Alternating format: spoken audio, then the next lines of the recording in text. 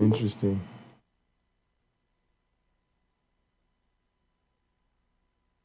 Damn, y'all. Ain't that some shit? All right, let me get this ready. Commercial. This is the art season in New York.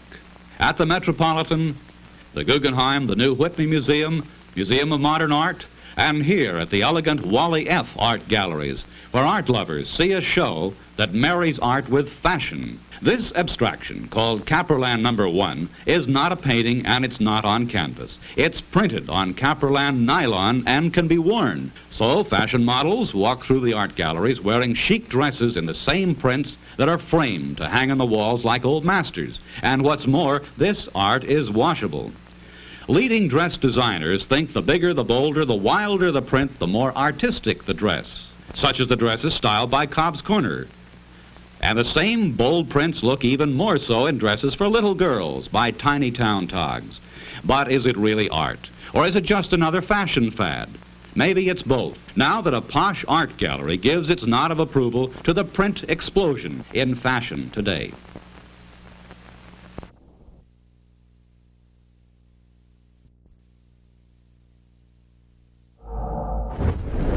What's up, people? Of course, we're back, monkeys. I don't know what the hell happened. The internet did a jiggle and a jance and a two-step on me, tried to hit me with the sidestep super kick, but I countered that shit and I'm right back out of it. So now, here's what the fuck we was talking about. Since some people is not back yet, let me just cut this little, let's go to this little promo segment real quick. And also, let me get Tux a different view real quick. Let's hold up. Let's take care of a different view backstage. Let's go back here. Let's try to break shit. Let's try to do more work back here and ruin the stream. All right, there we go. Done. Dun, dun, dun, dun, dun. And then go over here and be like video. Default. No, you're going to have to go to stream as virtual cam, blah, blah, blah, and flavor noise, and that one, and this one over here. And here. And then a little reload over here. And if it don't work, then we go into Discord. All right, now, what the hell should we see over here? The pocket locker shit. Enable the camera. Oh, is it calling me Tux TV now? Yeah, it is. Here we go. All right, now Tux can see the stream, but that's not really necessary right now. All right, so back to what the fuck we was doing.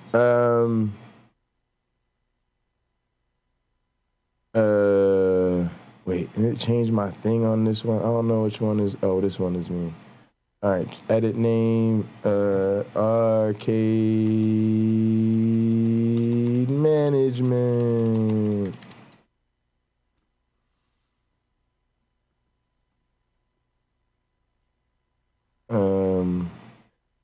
All right, now. Well, Jay, you going to bed? I think I'm gonna head to bed. I can hear it in your tone. My internet is crap right now. Goodbye. I'm done. No more people. I'm kicking you out. Good night. Wait, I'm not kicking you out. You can make yourself leave already. See you later. All right. Cheers. I'm closing the pulpit. I'm taking over. It's all monologues from here on out, folks. Unless by special request. You've got a request to call in, and that has to be granted, but mostly no. All right, so now we want to talk about something very, very important that I was fucking talking about when I was so rudely interrupted. Okay? Which is, actually we were done. We talked about Fuckface Ken Hovind. We talked about Otangelo. I think we were good. I think that's all the things we needed to talks about tonight. Yeah. I That's what we're gonna do. We gonna push papers, y'all. All right. So now the thing that we're gonna do is we're gonna move on to fun times at Ridgemont High. Let's go to the casino, y'all. Let's figure out what we want to watch tonight. South Africa Top 8 Capcom Pro Tour 2022. Take my time. All of it. All of it. Pretend that I don't need to sleep just because I need to watch this. Pretend that. Yep. Create a new playlist. What's today's date? 8/25. Merry Christmas of August. Also, y'all, oh, you know what? I should talk about some William Lane Craig shit too. William Lane Craig, you're a fuckface. Let me reward y'all a little bit. Look, I know this William Lane Craig shit's been hot, but check it out, right? When William Lane Craig insults, you know, quote unquote retard fundamentalist, he really undermines his authenticity and his integrity with the type of Christianity we find to be so dangerous. He alienates himself from his prime audience in his own need to find a version of Christianity more in accord with his ego and overinflated sense of self. So I personally welcome this, and I'm glad everybody's held his feet to the fire on this one. But you know, I welcome more of this because, you know, they need to reveal their hand, and, you know, we're here to expose them. And so when they make it easy, they do make it too easy. And that's frustrating. Oh, I know what we were going to talk about. I had a special secret Ken Hovind pipe bomb for y'all asses. Okay, there's not that many of y'all are here, so check this out. We're going to keep it real for the OGs that's really here, that found the stream quickly, and then we're going to get into the casino stream.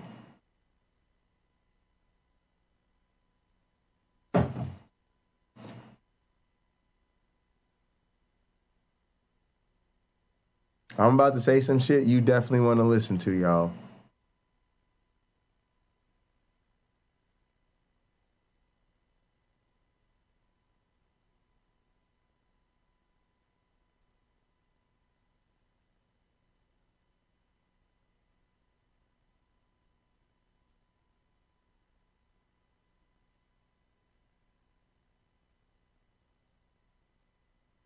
Because of what evolution means to me, and because of how much it's done and continues to do for me, and how much I like to fight about it, and how right I always am about it, because it's easy, duh, it's the most well-supported theory in history of science, duh. All right, so it's kind of easy and kind of just fun, because if people are going to attack my work, I'm gonna attack them back. If you want to fight a war against evolutionary biology, well, evolutionary biologists are going to fight back, dum-dums. All right, dum-dums? So let's make something clear. You may have never actually, I know you've seen a lot of people who think Ken Hovind's a scumbag and attack him and say all types of bad things about him and try to expose him. And, oh, I wrote an expose on Ken Hovind, he's trash. You may never have ever in your life seen this man interact with someone who utterly despises him more than I do. I have a healthy respect for the psychotic monster and utter piece of shit he is. As a real fucking toxic trash bad guy who thinks if you ain't cheating, you ain't trying, Ken Hovind's the type of fuck face who has zero disregard for anything other than the fucking self-interest of fuckface Kent Hovind. Kent Hovind is a fucking monster.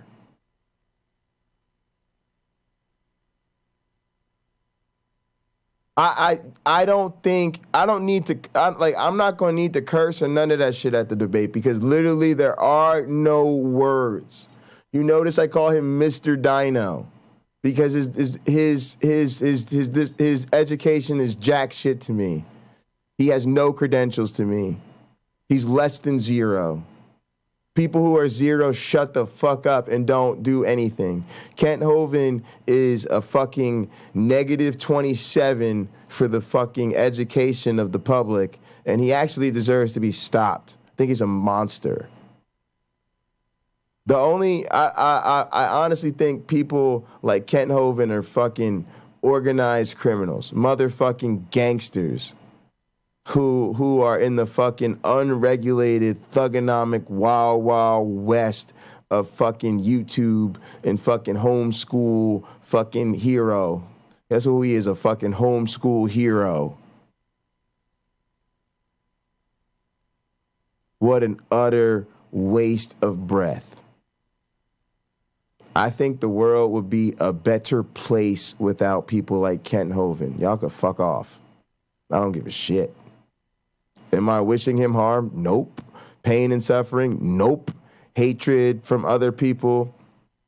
Yeah, he deserves a little hatred. I don't really hate him interpersonally because, again, I hate him so much professionally. There's no room for any other hatred. There's no more room for hatred.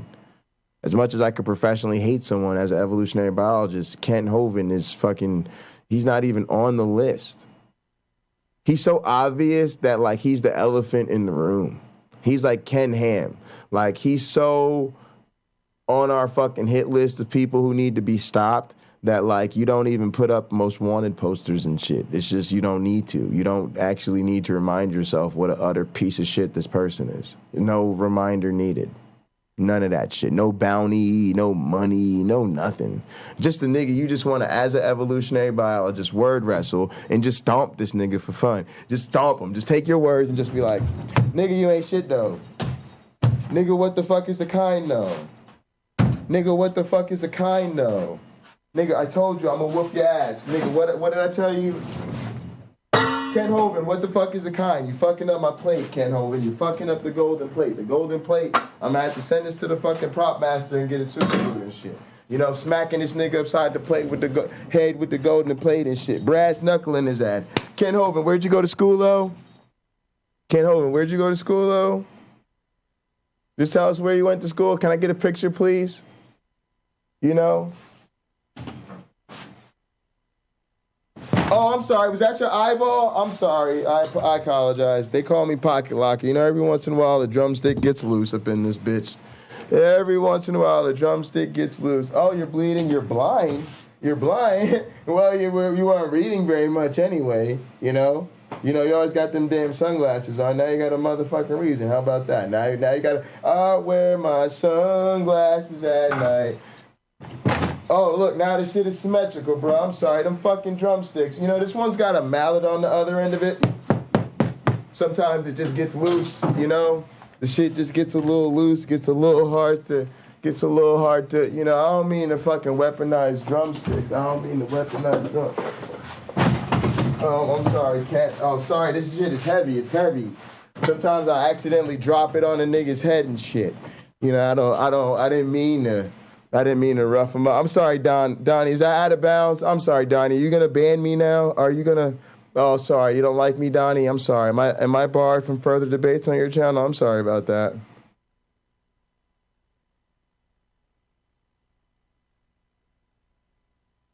Whoops, guys. Whoops. I messed up. Made Don mad, you know? Whoops. Whoops.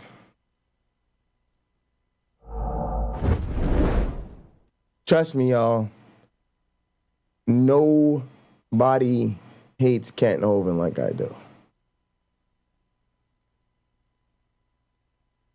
What a fucking waste of oxygen. Perfectly good air for a perfectly reasonable somebody else to exist instead. There's an argument against an all-knowing, all-loving deity right there. Guys, you want a good reason to not believe in God? I present to you Exhibit A, Kent Hovind. What? Talk to me now. I hear it. I get your question. Amr just asked the same question. I think there might have been a follow-up after that. We just are not going to comment on the contents of this ongoing independent investigation that the department is. Shut up. Tell me about student loan debt forgiveness. What? Let's go. Talk to me. Okay, a live look at the White House right now where President Biden unveiled details of his federal student loan forgiveness plan. The controversial program will give a financial break to millions of Americans by wiping away thousands of dollars of college debt. But critics are calling it a campaign giveaway months before the midterms. CBS reporter Skylar Henry has more on this. Yeah, no, duh. Buy my vote, Joe. Buy my vote, Joe. Campaign giveaway, duh.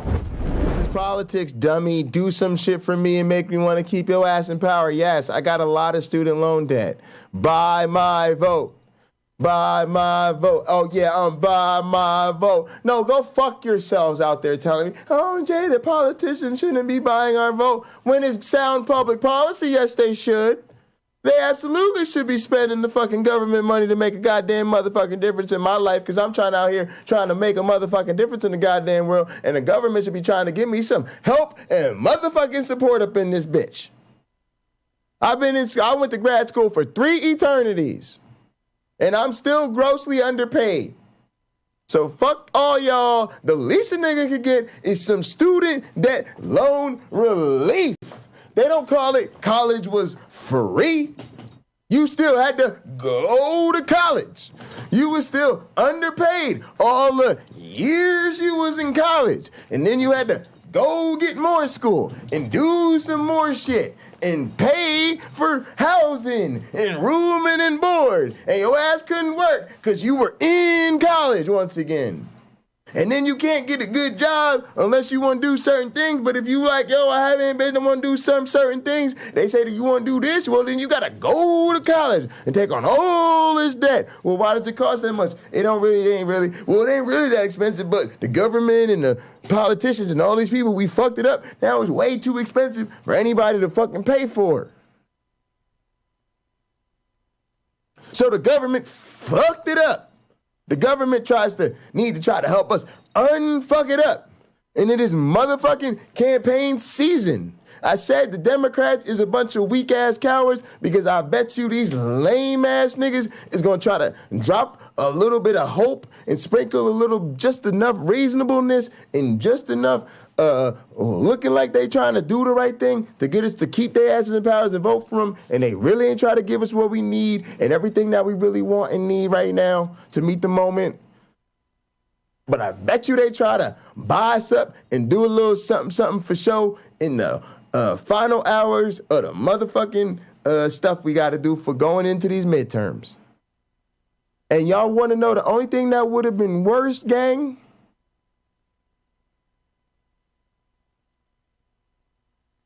Yeah, that's me, so big. And guess what? You know what, gang? The only thing worse than that would have been if they were too stupid to even do that basic shit. They ain't giving us fucking everything. They finally got a clue and did something to put one less bullet in their own fucking foot for once up in this bitch.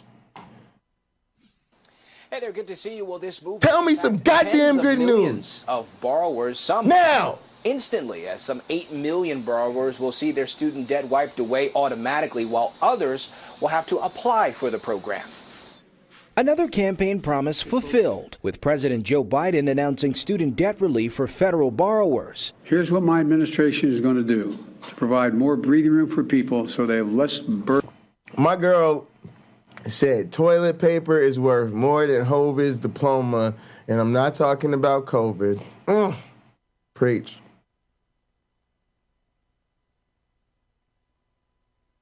She ain't bullshit neither, because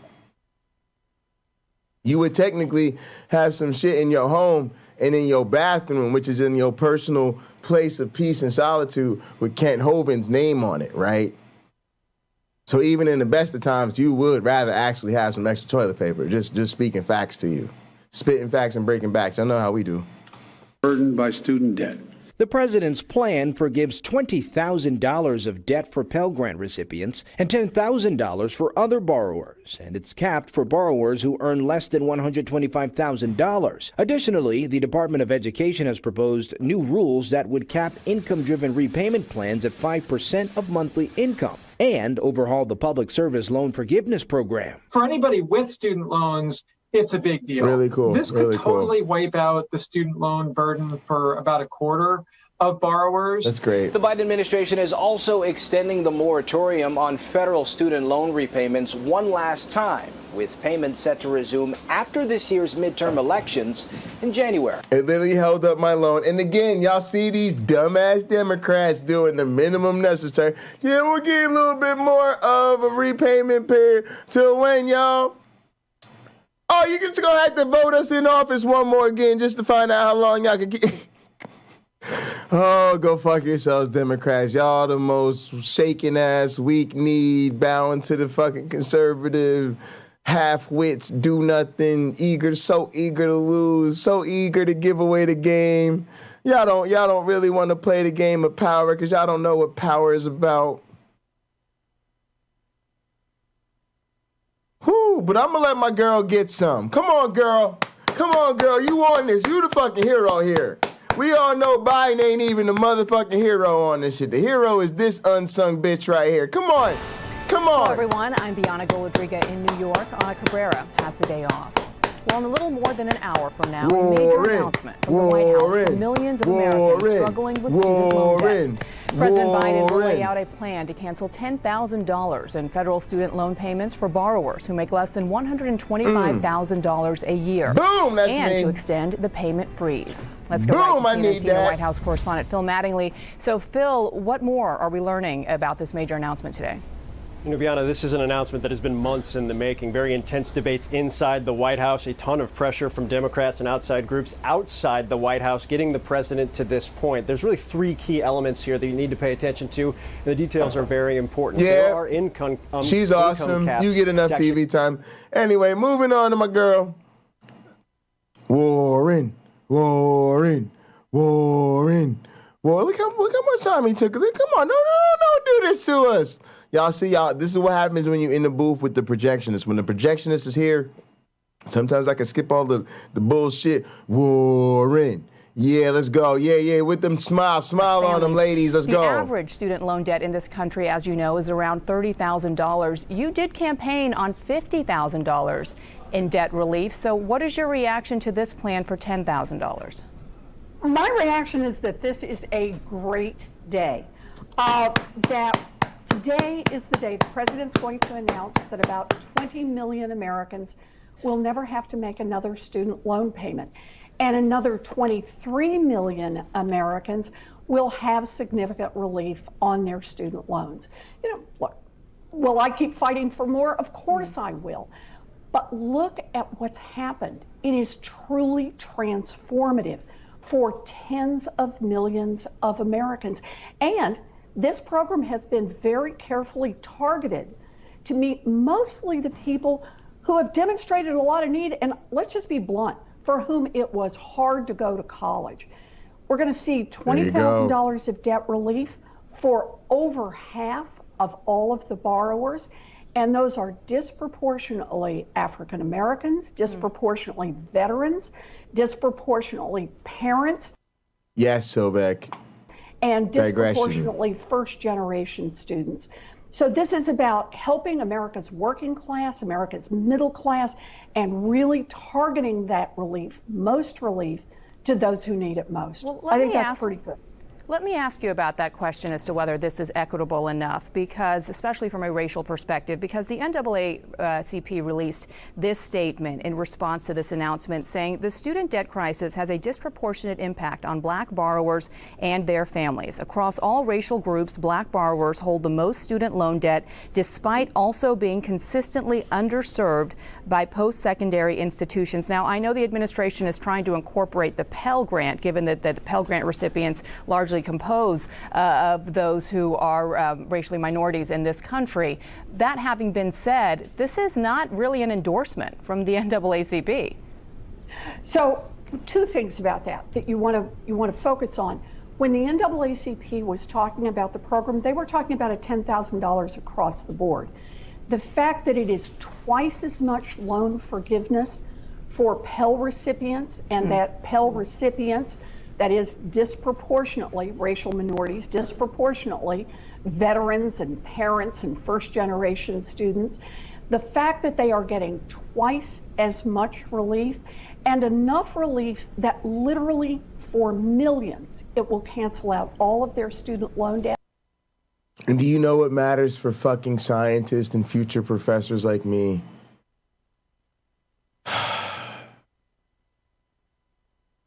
It's a signal for millions more that maybe this country will give a shit about your dreams to fucking study. I think it changes that calculus. Now, like I said, do I want more? You bet I do. And will I continue to fight alongside the NAACP and other groups to have more student loan forgiveness? Yes. But the steps that the administration has taken today are powerful. They are important. There are millions of people right now who should be celebrating over what they have just heard, because their financial lives have just gotten a whole lot better. Yeah. To you, motherfucking Elizabeth Warren, who was on this shit before it was popular and will continue to be on this shit, we rest assured, because it's certainly, we're not done and it ain't near enough. But man, it's a big step forward, and I think this charming and pleasant, yes, Elizabeth Warren, please take me on a coffee date, young lady here to the right, is one of them, what we call an American, one of them Democratic leadership types. Motherfucking bulldog. She will bite your ass. I like me some Elizabeth Warren. This is very friendly, Elizabeth Warren, but she will shove her foot all the way up your ass. Don't get it twisted. This, to you, however, my lady. Just a Band-Aid to the larger issue at hand, and that is how we got these debts in the first place. The cost of tuition has skyrocketed over the past few decades. You know that, and there are real concerns as to whether colleges are actually delivering enough for Americans in terms of their future earnings. So I think that we have three things we need to think about, and that is the historic debt that we already have. And that's kind of the headline here, canceling $20,000 of that debt. Part two is how students are going to finance college going forward. And there's a really important part in the statement, and that is that the federal government, in effect, is offering to go into partnership with anyone who wants to go to school and can't afford to just write a check for it. And that is that they won't have to pay more than 5% of their disposable income on their debt. The interest won't mount up on that debt. And at the end of 20 years, they're totally done, whether they were able to pay it off or not, with that amount.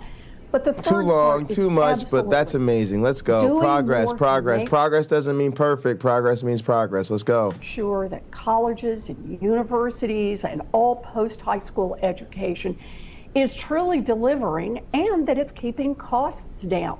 Yeah. This is why I have long urged a bill for schools to have skin in the game when they've got students who are borrowing money to go to school, and also fought hard for transparency in the school so that they have to reveal data. You mean like faculty members and researchers who do their jobs on public in line so that everybody can see it and know what the life of a scientist and a faculty member and a public researcher at a public university actually looks like from the public's perspective? I'm just saying. I'm just saying, though. About how much students are actually paying and how long it takes students to graduate and how many are graduating and what happens to them after graduation. There you go. But this is the first step. We deal with the debt, we deal with payments going forward, and now it's going to be up to Congress to make sure that we do more to hold the colleges and universities. I'm what happens when education transforms your life. As you know, this hasn't been received well by everyone in Congress. Senator Mitch McConnell says that this plan is a slap in the face to working class families. Let me ask you, what do you say to a family that says, listen, I just spent years paying... Go fuck yourself. I'll say it for you. Go fuck yourself, Mitch McConnell. Go fuck yourself, Mitch McConnell. I would say scent ought to pencil and rotate, but I'd rather you sit on a drumstick and rotate, but a fucking broomstick. And instead of rotating, we just make you a new asshole and then just fucking toss you off the fucking top of a building. Not to hurt you, but just because you're trying to throw the rest of us off a bridge without a fucking lifeline. What time you think it is, nigga? I'm just saying, y'all can say what the fuck you want, but Mitch McConnell threatened my way of life and my existence first. Mitch McConnell's his fucking human fucking turtle ass is a motherfucking ever-present threat today. We can't have nice things because of this motherfucker. And we get one nice thing, and this motherfucker says, giving people the nice things is the slap in the face to American people by working class people, because the working class people who tried to work hard so they could put their kids through college are going to be really pissed when their grandkids are not born into fucking student loan debt. Yeah, the working people hate that shit. Go fuck yourself, Mitch McConnell. Just literally trying to sow division where none is necessary. Anybody say we ain't trying to do shit for working class people? Anybody say we ain't trying to do shit for people who don't go to college? Can we talk about people? Again, people, when it sounds like we ain't talking about you, maybe people aren't talking about you. People could do nice things for people who aren't you. It's okay. Paying off my debt. I didn't have the federal government helping me out, bailing me out, and now I may be doing just that for a family that at some point may be earning more than I do. Not identify the workers or what the fuck is in their interest or what the fuck they want. My grandfather didn't go to college. His father and family really wanted him to go to college. He said, I shouldn't go to college, not because he didn't really couldn't do that shit. He said, I don't think I'm a good candidate to go to college. I'd mostly be there to play football and chase girls. He's now a bishop. He got married when he was like 19 and ended up marrying. He'd probably been all right in college. That nigga big as hell. He probably could have been an offensive line. Probably would have done well. But anyway, he wanted my mother to go to college. Her ass went to college. He doesn't really identify what it's like. She got a master's degree, became a corporate executive, raised my ass. Just because he didn't go to college didn't mean he didn't want her to go to college. Just because she went to college didn't mean he wanted her to be, unfortunately, straddled with student debt, loan debt, her whole adult life, just because he couldn't pay to put her through college. And just because my mom went to college and was in student loan debt relief her whole life didn't mean she wanted the same for me, even though she's very, very proud of the fact that I took my education even further than her and became the first person in my family to actually get a doctorate. Might not be the first generation of my family to go to college, but I'm very much the first generation in my family to do something that's very important to all the other generations of my family, whether they went to fucking college or not. Or people like OG Roddy, who's my cousin, has not gone to college and is just a dope-ass nigga and is very proud of me. And guess what he wants to do? Not that he needs to, but for shits and giggles, he wants to go to fucking college to get a degree because he's a smart motherfucker who wants to further his education because some people just like learning like that. Go figure. Look, I'm not at all surprised that Mitch McConnell is attacking this. And the reason he's attacking it is because it is very, very popular. Popular among Democrats, independents, Republicans, popular. And you know why? Because I don't think there's anybody left in America who doesn't know somebody who isn't struggling with student loan debt. This has become a part of our country now.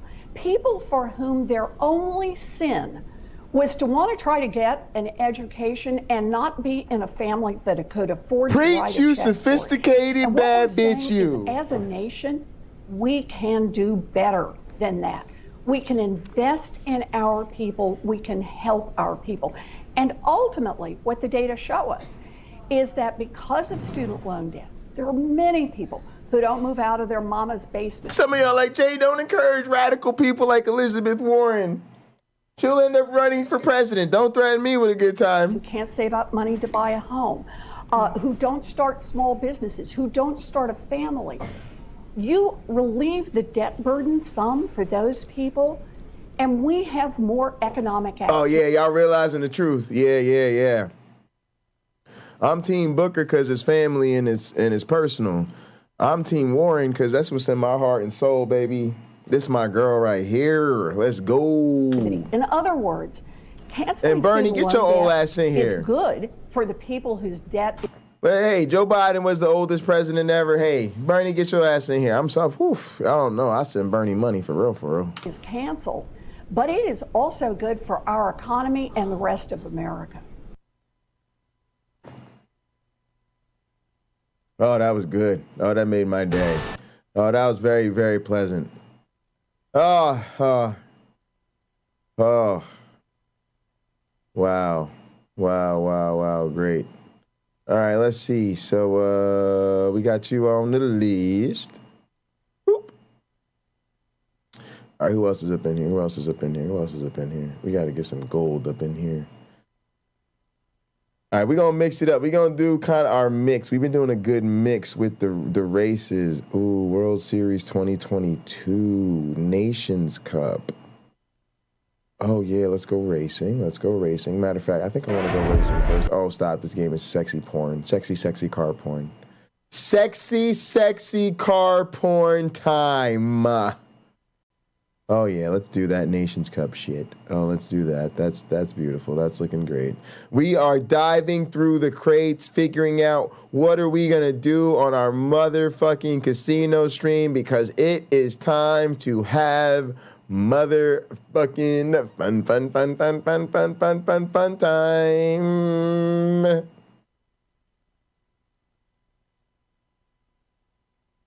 Mitch McConnell is like the ultimate heel wrestling manager, except we have to deal with it in real life. So back, Lord of the Four Corners. Yeah. Yes. That is indeed correct. He is. Matter of fact, we got to put him in the WWE in the word wrestling. He's got to be, like the ultimate heel, like a. Oh my goodness, like he could be like the ultimate, like a very, very sophisticated but much more maniacal Bobby Heenan. Like Bobby the Brain Heenan, but actually with the evil brain and like really smart instead of like the fucking weasel foolhardy that lovable fucking heel that Bobby Heenan's dumbass was. Yeah, we could do a Capcom Pro Tour. Oh yeah, this is one of my favorite broadcasting teams. These guys are fucking phenomenal. Let's do that. Yep. All right, let's also get some dirt racing up in this bitch.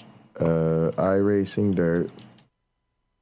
Also, that's why Cloud was trolling me, y'all, because the category on Twitch still says iRacing. So Cloud wasn't being totally unreasonable. I just was flaming his ass. Because nobody gives a shit what the category is. I do what I want. Oh, I guess I could technically get in trouble for that on Twitch, so it is a friendly reminder. And I think he's one of my mods on Twitch, so it is what it is. I ain't do it on purpose though, Twitch. It was a mistake though.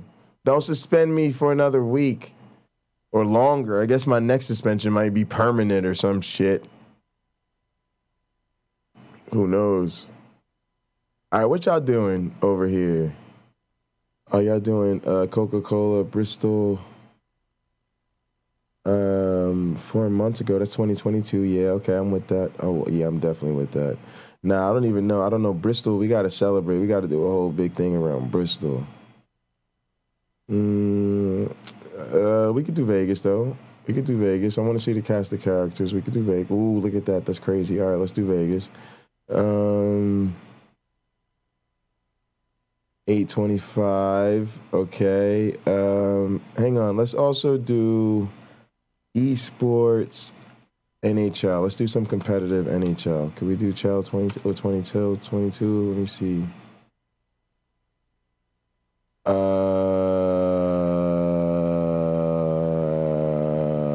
Yeah, 1 month ago. Let's do let's start with this European final, and then we'll do some of the American stuff. Save to playlist. Boom. All right. Then we'll do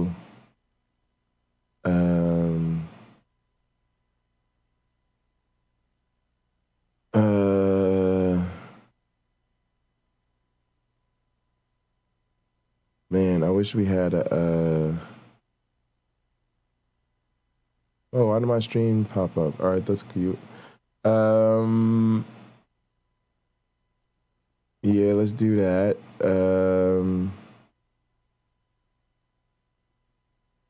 We'll put this one on too, so we'll have a little Chell follow-up. Little Chell after. All right. Then let's go to...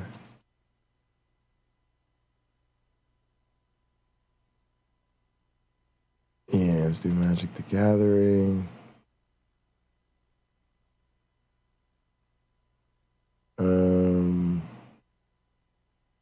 Yeah, this shit, right? Yeah. Let's see what that's looking like.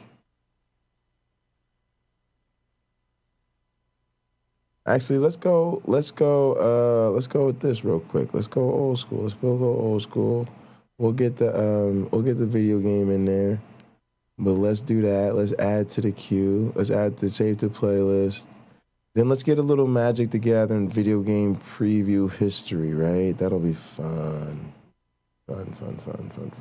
Yeah, fuck your sleep, dog. This is the idea is to put together a playlist that makes you not want to sleep, dog. That's the goal, is the projectionist. See, people think projecting is you just put something on and you go to sleep. Nah, you got to put together the dope fucking internet gems that people think are so fucking amazing. They don't even want to fucking sleep. Then we're gonna do NWA wrestling, Mid-South. Boom. Mid-South wrestling. Boom. Added to the playlist. Classic wrestling stuff. Who knows? Might get the stream pulled. Who cares? Let's try it. We'll try it. We're gonna add it. Boom. What else we gonna do? Another Mid-South wrestling featuring Ric Flair himself. Boom. Pro wrestling time, y'all. Boom. Okay. What else am I feeling, y'all? We're gonna get crazy, y'all. Street beefs. Let's go. Come on now. Let's start with a little bit of street beefs. We're gonna get it hood.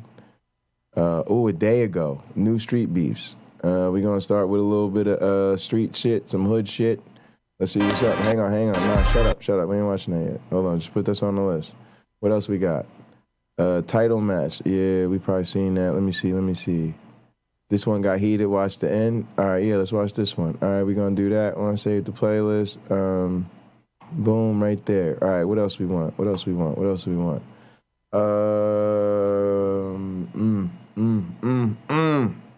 is going to be so killer. iRacing. Let me see.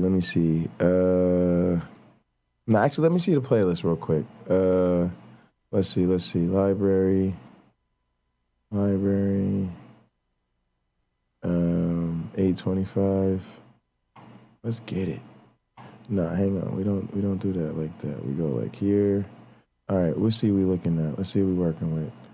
I wish it gave me like a total time and shit for this playlist.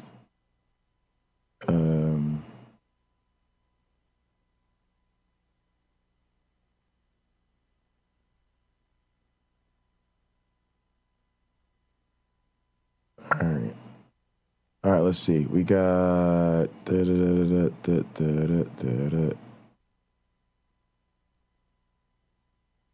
how long is this?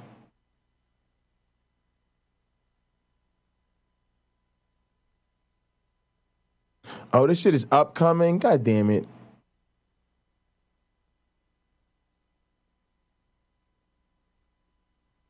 I was dumb. No, I like the long one.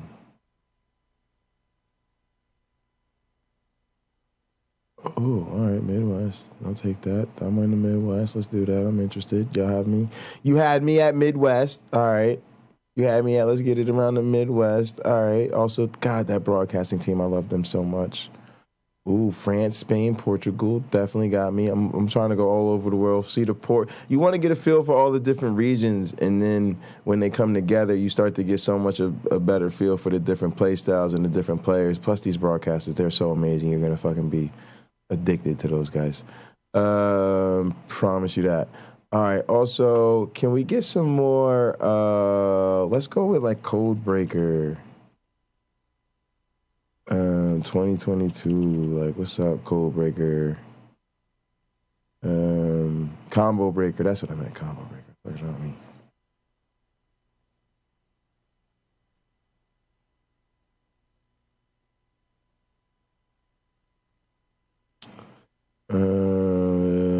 Let's go Combo Breaker. Let's go with this, man. Let's go with the Blaze Blue Central Fiction Tournament. Do something super wild cardy. All right. Now let's see this list. 825. Remove this. Perfect.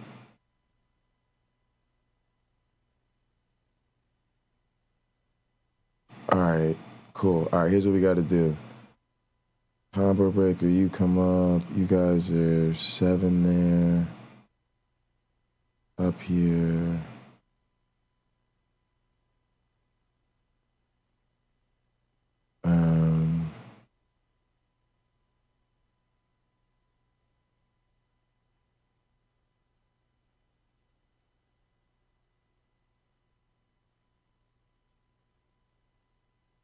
All right, then there.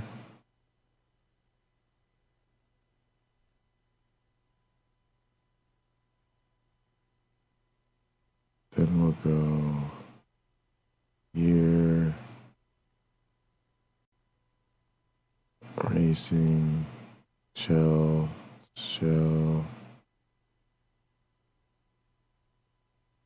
magic, documentary. Let's wrestle for a bit. Fighting games forever. All right, let's get it. All right, so let's do that. We'll start here. This is gonna be where we start. Boom. Let's get that. All right, let's clean up. We can leave the room open for now. Let's keep our music here open because we don't really want to do that again. All right, we'll go here. We'll keep this in case we want to switch that up. We'll have an alternate. We'll close tab to the right. Bam. Now we'll. All right. Do we need this? We can leave this. I can do that. Pocket Locker 86. I don't need that stuff.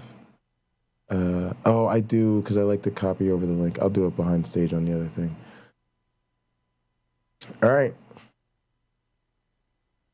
We've got a playlist.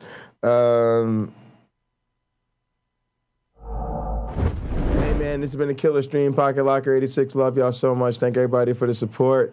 We're gonna switch over to the casino. Then I'm gonna chill over there, lead that broadcast off. We'll get some. Then I'll chill, get some rest, and we'll do this again. We need to work on our Ken Hovind debate. We've only got like 3 or 4 days, so we really got to actually put that in the high gear. I'm gonna try to get some help from Rob. I do need to get some sleep so I can get up for my meeting with him tomorrow. And then I need to also do other stuff that I'm not remembering right now. But thank y'all so much. I appreciate y'all so much. We're not done for the night. You can sit tight. We're going to go through our ceremonial process. Basically, I pull up the Pocket Locker end stream. That gives me a chance to take a deep breath, get some stuff taken care of backstage. Then you'll see a switch over to the casino scene. We'll fire up the casino arcade, the casino theater and arcade. I'll need a minute to get that box going, turn that channel on. So if you would, kindly join us over on the casino theater and arcade. We will stay live on both channels for a little bit just to give you a preview of what we got going on over there. But please come join us on the other channel. Cameron's gaming with Lena. Glad to hear it. Glad the community's gaming. And yeah, for sure. We will definitely get our own little game night in here. I'm still in the booth for a little while. I'm going to call some stuff. I will game with y'all definitely coming up sometime. But I'm going to call these fights and call some of the stuff, work on my commentary game a little bit here. And also I need to eat. I'm going to heat up some food. I've been hosting stuff, but love the fact that y'all are hanging out. Lena, don't whoop on him too badly. He's shy. When you get a shy boy and you just beat up on them like that, they be all hurt and shit. Then they don't want to play no more. You know how they go.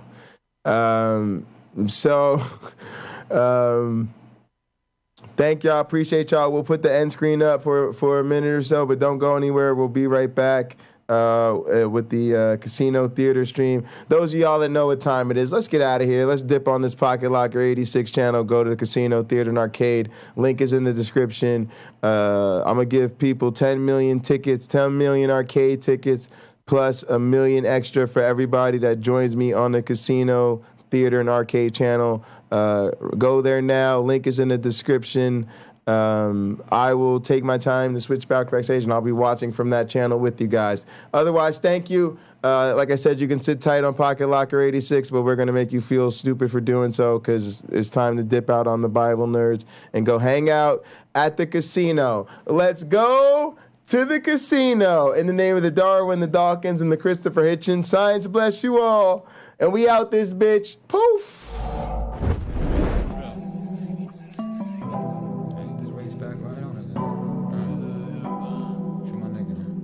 Yeah, well. Too many gotta stay out the way. Especially the streets when they in a rage. I remember my nigga, he caught a case. On a run on the low and he did the race. Caught a body, it ain't really shocked me. Rubbing on demon time since the bottom. All the bro in my yeah, man, we sharing mamas. I wish I could've saved them from all the drama. Rare roof, we was really there getting money. This then with the place where the rain or sunny. Know my niggas won't catch me, I ever stumble. Know my team gonna pick up, I ever fumble. Niggas ain't winning, they really punt. In that location, we coming so we loud. Guard of your niggas, we stayed 100. If you been on my block, then we kept it coming. The plane, cause I carry a lot of weight. FaceTime with my baby, make sure we straight. Breakfast with able to start my day.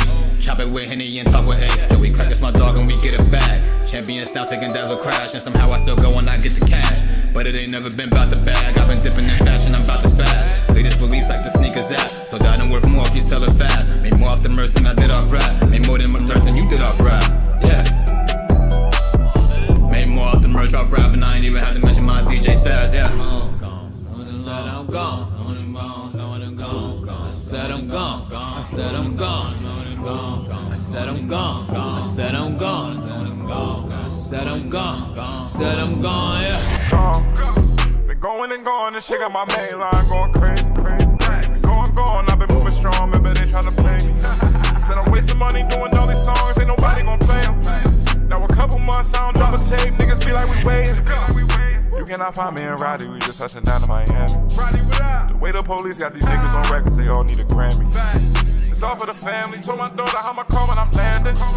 It's all in the plan, your circle gets smaller when you start expanding. Where we came from, that shit made us so heartless. Fuck what they talking, I do me regardless. I'm not pulling up there without a deposit. At all. Run my money. Pull up a gang, I'm a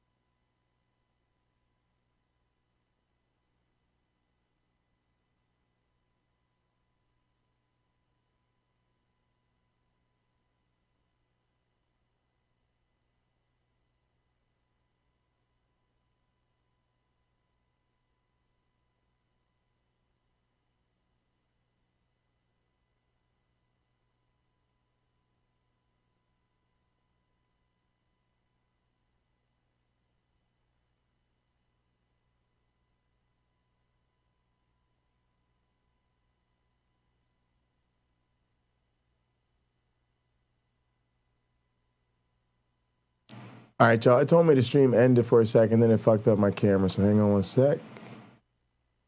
Let's fix that. It seems like we're still live. I just pulled it up backstage to check. All right, so we're good. I think, let me check the Pocket Locker stream again. Yeah, it says we're good. Let's see, we're live. Let's refresh it. Looks like we're all right. Yeah, we're still live. All right, good. All right, let's switch up to our scenes here, and then we'll do this.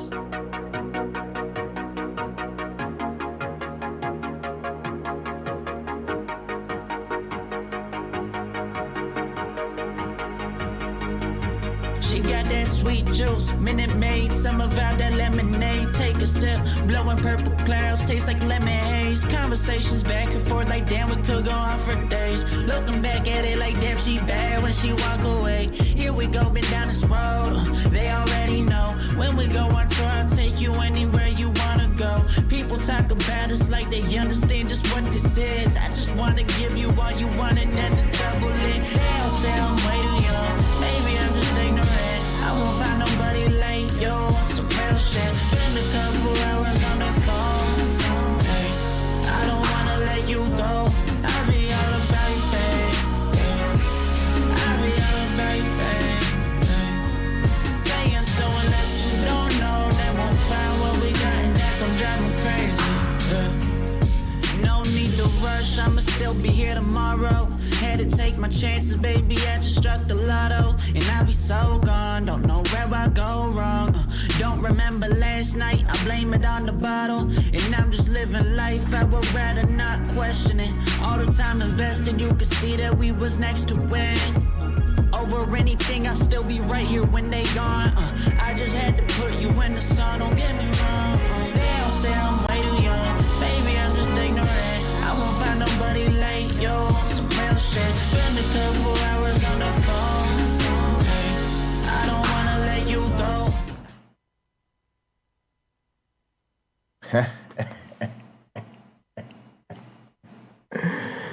Let's go to the casino. That's right. All the cool kids know that you might think you're hip and fashionable and part of the happening new scene. If you happen to be one of our 300 plus subscribers over on Pocket Locker 86, but all the cool kids know that, in fact, 300 subscribers is way too many for us to have the type of fun we really want to have with all those damn philosophy-tards and thea-nerds and Bible worshipers and Bible haters who want to talk about the fact that they hate the Bible. Oh, God, all y'all are giving me a headache. Y'all suck. Oh, yes, that's right. We know the late night crew has revolutionized counter-apologetics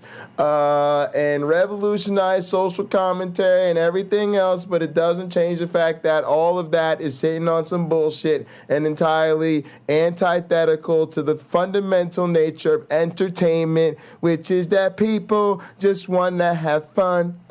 Oh yeah, the people, they want to have fun. You got to get the people what they want. Get the people, yeah, get the people what they want. That's entertainment.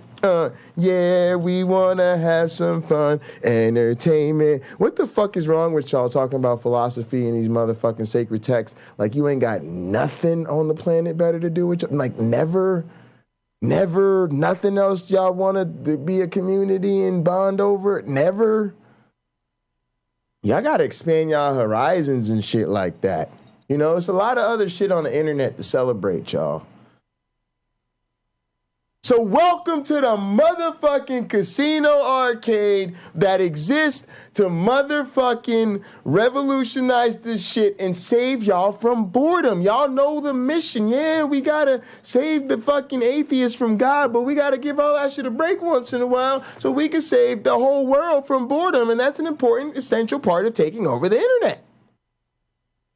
And of course, Lena, knowing this, is here with me because she knows what time it is. And all the cool kids here, there's like, what, 2 or 3 cool kids here? Dog, do you know how many years I streamed on Twitch for like 2 or 3 cool kids? Nigga, we ready to go, nigga. We've been doing this shit for years. Nigga, we ready to roll. This is how we really stream. Really late at night. Nigga, we don't give a fuck, nigga. That's right. All y'all late night people go to bed at, well, it was midnight Easter and it's 1 o'clock Easter and I gotta go to bed. I gotta get up and be responsible. It sounds like a motherfucking personal problem to me that ain't got shit to do with the rest of us that's still up trying to have a good time up in this bitch. Pathetic ass squares. Ain't my fault you wasted all your off time talking about gods you don't believe in and stupid shit like that, nigga. Now, I'm trying to have my jam on before I go to bed. Have me some good time before I pass the fuck out. And I'm about to eat me some Taco Bell, celebrate having 300 plus subscribers on their ass, and enjoy me some motherfucking good times with the cool kids. And then I'm going to do what I always do, which is leave this shit overnight, take my dog out, take a shower, get ready, lay in my bed, and watch the dope-ass shit that I put on in my theater, in my casino, for my overnight stream. And if you fortunate enough to watch that shit, you're going to be having the time of your life up in this bitch. And I ain't even going to be on the screen, but the playlist is so stacked. The shit I'm lined up for you is so stacked. You ain't going to be able to stop watching this bitch until you pass out. Or you're going to be like, I really got to turn this shit off. This shit actually is really entertaining. I don't know who the fuck, I don't know where he finds this shit, but the shit, it really is. I need to pay attention to the stream, but I got to go. I got to turn this shit. I got to sleep. Yeah, fuck your sleep, nigga. I don't got no respect for your sleep. I put that must-see shit on overnight. Fuck your sleep, nigga. Let's get in here. Let's fight. Let's cut the bullshit. No, we don't want to talk. We don't want to debate. Nope, we don't want none of that. You see people? See everybody looking around? What everybody excited for? A motherfucking fight. Let's fight. Let's throw these fucking hands up in this bitch. Yeah, that's right. Punches. Oh, yeah, knock him the fuck out. Oh, yeah, let's go. I'm working on my commentary skills. This is going to be real technical commentary. Knock him the fuck out. Take his head off. Yeah, that's a real technical commentary, real high level technical martial arts commentary. What up, Snoop Strong? Decatur, Alabama, Ducktown, Washington. Weighing in at 6'4", 195, and then Luigi. Oh yeah, Luigi, y'all looking like some cartoonish niggas. Yeah, bop his ass on some Super Mario shit. Bop, bop, bop. Toadstool his ass. Street Beefs, we got a boxing match for you in this corner. Oh, Street Beef boxing. Oh, boxing, yeah, straight and in this corner, we got Snoop Strong. He's a giant, man. It's a guaranteed banger. Before we start, make sure you guys go check out HKA USA, the best combat gear out there. Also, go subscribe to your boy. We on the way to 30,000 subscribers. Help me out. Good luck, fellas. Let's get it. I fuck with him. We might check him out. Let's go. Right now, we got to throw these hands. Let's go. Uh-oh. Oh, Luigi looking hella strong, though. Oh, Luigi a big boy, though. Oh, yeah, come on, let's see some footwork, fellas. Let's see some footwork. Yep, rotating. I like that. Yep, you got to try to get up. Don't let him get you in that corner. Yeah, because he long. He can reach on you. Yep, you got to get out there, get you in some space. Move around, though. You standing in front of him. He long. Yep, you standing in front of him. That's your fault. You standing in front of him. He going to unleash them things. You better move. Yep. Better get to the move. Yep. Better get to the moving. Yep. Oh, he wrapped around his leg and shit. Hey, you got the movement. Hey, shit. Let's go, bang. Yeah, the shit is crazy.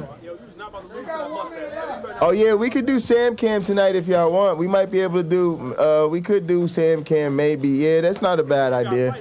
But y'all gotta remember, like, if I leave Sam in here overnight, then he likes to sleep in the bed with me. But I will do Sam Cam on stream a lot. But right now, he been cuddling with me overnight. He is a studio dog. He does technically sleep in the studio. He's supposed to sleep in the studio. But since his chair hasn't been in the studio all day lately like it normally is, I've been using our off-stream time to be kind of like our quality time because he be over there a lot of the time now. But yeah, once I get shit set up a little differently, we'll get that Sam Cam going. And I think that's a good thing to do overnight too, especially a lot of nights. I won't do it every night because normally what I do is I have him sleep in the studio most nights. and then I let him sleep with me just like a couple nights during the week, like one night a week, and then usually like one or two nights a week, and then one night on the weekend. But I've been letting him sleep with me lately because just to make sure he gets some more social time.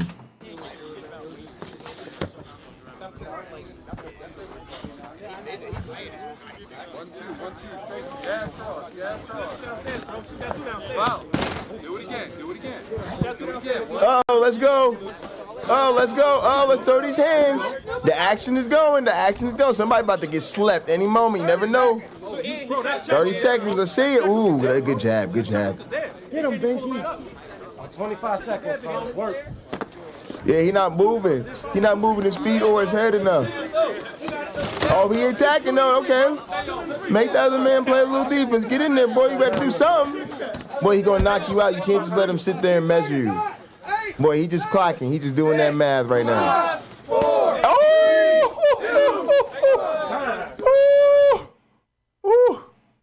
Try wow. Delta Munchies, the #1 hemp brand, revolutionizing the way you relieve stress with their gummies.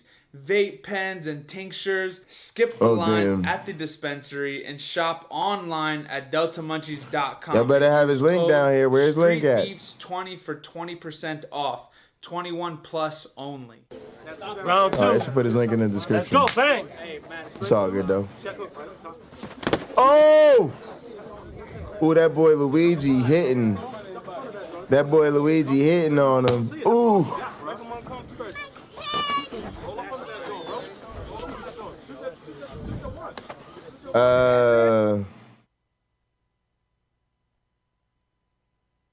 Posted on Discord. All right, I got y'all. Yeah, games. There you go, YouTube punk.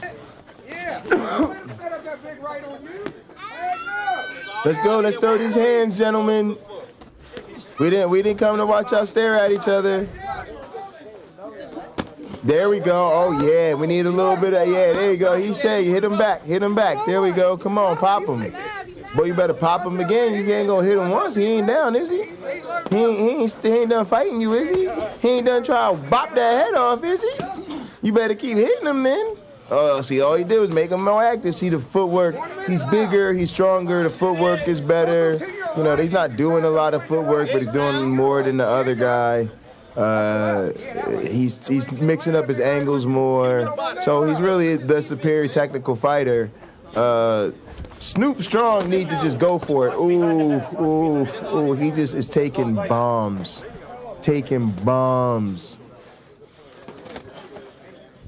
Yeah, it's smart to work the body because he could have been done with him if he'd have been working the body systematically. But at the same time, he just want to knock his head off. And he's letting him sit there and line him up, so why not? But at the same time, if he worked the body, he would slow him down even more and it'd be done already. Yeah, all right, yeah, he cool. He knocked him, but he all right, he's straight. You know, give him a little, make sure he coherent, check him. Let's go. All right, let's go. You got 15 seconds left. Ain't nothing wrong with that call by the ref. Come on, let's go. I mean, he a tough kid. He's taking some bombs. I ain't even gonna lie. He's taking a lot of shots that would have dropped most motherfuckers for real. No question. Snoop Strong is tough. He's earned my respect, but he's also totally outclassed. So to me, he got to go into survival mode and try to go for the surprise end. You can't just sit here and hope to endure another man's torture. You got to try something. You know, you could take a person out too, but you gotta try to catch him or something. You can't just you can't just sit here and let him tee off on you. It's so much easier said than done, but it really is essential, right? Because y'all see it. He's not giving himself any chance at all. He's just hoping the other guy don't kill him, basically. And that's not the way to compete in this sport.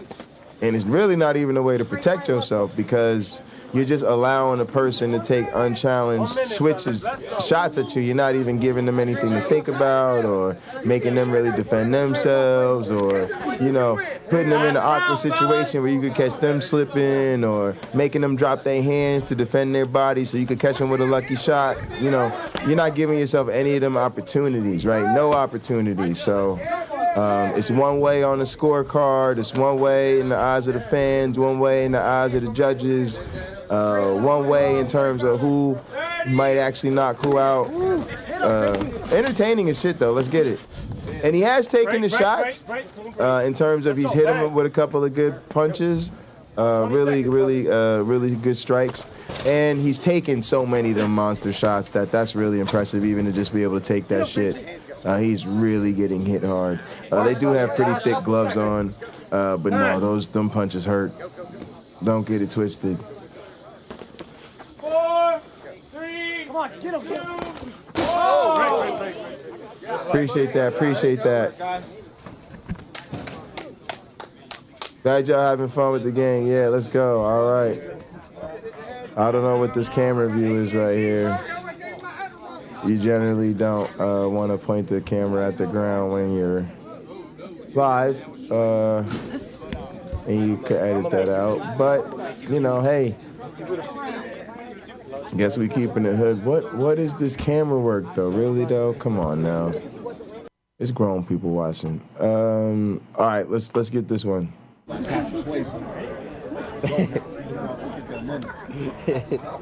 What's after this? Oh yeah, Gran Turismo, let's get it. And I'm about to eat after this too.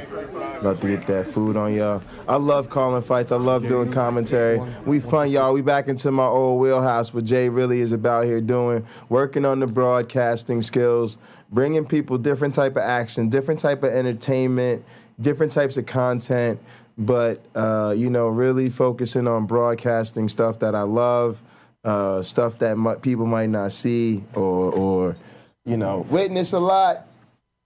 Adding a little bit of commentary, motherfucking broadcast value to that bitch. And then we gonna put the projectionist playlist on playlist mode, because y'all know what it is. I gotta work the third shift at the casino, man. I gotta work the over fucking night shift. Sometimes that's the crux of small business, man. When you're a small business, a self-owner and operator and all that bullshit, you gotta fucking do it yourself sometimes. So you gotta work that playlist. Hope the projection don't fail. Hope the internet stays on and the motherfucking cameras don't go out and shit.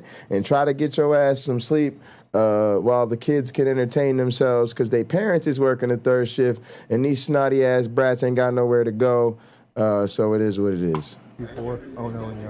We keep it open for them. It's not normal business hours, y'all. We can't play this shit during the day when the families and the pizza parties and the 7-year-old birthday parties and shit is going on in casino, theater, and arcade. That's why we ain't live around the clock. That's why we over on Pocket Locker doing adult people shit during the day.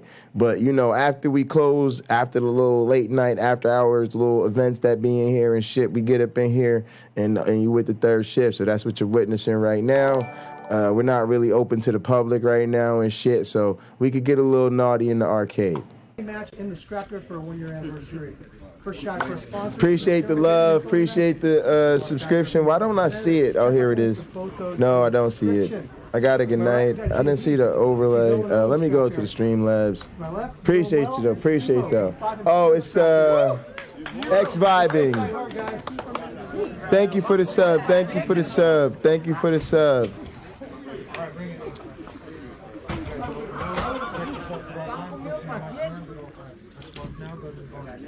Got this, Jared. Simo, judges. Timer. Fighter, you ready? Fighter, you ready? Grab hard. All right, JD and Simo, let's see how they start off. Power punches. You can do it. Both looking to Simo trying to gauge a little bit.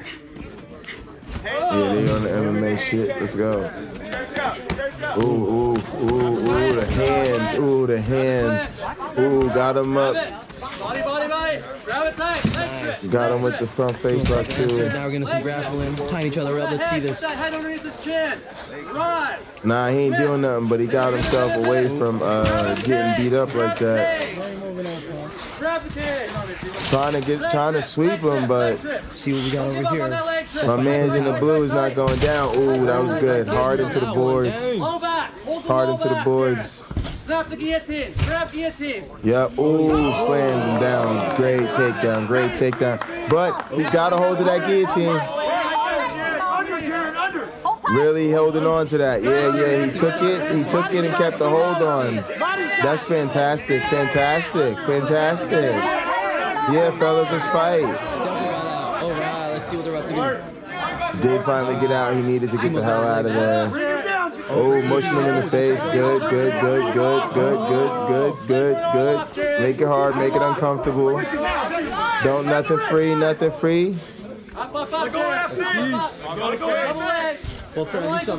Trying to grapevine the leg. See you later, Lena. Oh. Ooh.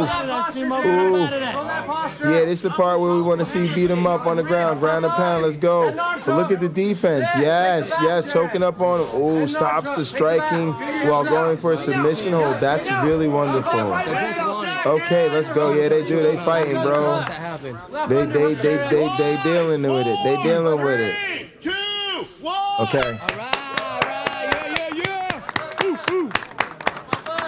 Yeah, pick him up. That's great. Fantastic. We're here to do a job. Doesn't mean we can't be friends. Hands above your head, bud. Hands above your head. Put them on top of your head. Here. Now, when you get that body lock, I need you to go to his low back. Keep it on his low back. Don't take it high, okay? Yeah. And grab the cage there. You can get him down. You can get him down. You can see the scrapyard 1 year underneath side squats. Yeah, look at that. The ref get rigged. Yeah. Yeah, what up? Get a little love. Get you a little love, ref. All right, y'all need to head over to, if y'all over on Pocket Locker 86, we gonna dip dive socializing on y'all asses. After this here, Street Beef, I'm turning off the Pocket Locker 86 stream, and we're going live overnight on the Casino Theater and Arcade. You guys switch channels. We just giving you a preview of the action. Y'all gotta come over. Links in the description. I normally pin it in the chat, but let me see how many people's over at Pocket Locker, man.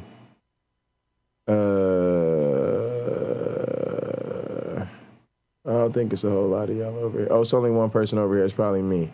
All right, look. Yeah, so I'm going to just turn it off after this. There's a link in the description. Pocket Locker fam. Pocket Locker fam. I love y'all. Pocket Locker 86. We out here. But after this, I'm turning that shit off. Why? Because I'm chilling. I'm getting my food on. We chilling. We doing things at the casino, bro. You got to come with the cool kids, man. We got to kick all the nerds out. Camera up again. Corners out. We can't stay where the nerds could find us. It's just a sneak peek. We don't want the nerds to find us. Fighter, you ready? That Pocket Locker 86 shit is too mainstream now. With 300 subs, man, that shit is whack. See him open up with that kick again. That shit's way too well known. It's not the best kept secret on the internet anymore. Ooh, good exchange. JD trying to get that heavy hand. Head underneath his chin, Jay. Underneath his chin. See. Head underneath his chin. Ooh. Put your head underneath his jaw. Pummel that head under it. JD looking to open. No, he's not trying to get that. Look single no more. Take it back. Take it back. Chin in his Body pull. Chin in his chest. Let's Leg see. strip, left leg. Both going back and forth. Left leg. Walk to the left leg. Knee to the leg. Knee to the leg. There you go. Take him down. Take him now down. lean on him. Squeeze harder. Hold. That leverage. Don't give it up, Jaron. Don't give it up, buddy. Put him back on the wall. Back and forth, back and forth. Ooh, JD trying to eat those ribs. Simon trying to cut that off. Put him on the wall, Jaron. Let's see. They're both going a lot. Here it is. Oh! Yeah, that's rough. I don't think he meant to do that, but that was kind of reckless. That one was kind of reckless because it's a low throw. Like, I don't know. Like, it doesn't feel like it feels like either it was like I want to think gracefully. Sometimes what happens is your body is so going through so much that you either kind of miss-target your strike or you kind of underestimate how capable you are to get that knee up that high quickly, and so you just kind of miss because, it's just harder than it needs to be, or harder than it normally is under other circumstances. Put him on the wall, Jaron. Let's see. They're both going a lot. Well, now his corner called for it, so you don't think it's reckless in that response. Oh, and he could have been going for a low inside the thigh or something. Simo trying to cut that off. But either way, he got him. Let's see. They're both going a lot. Oh yeah, he got him. He got him. Oof. That's rough.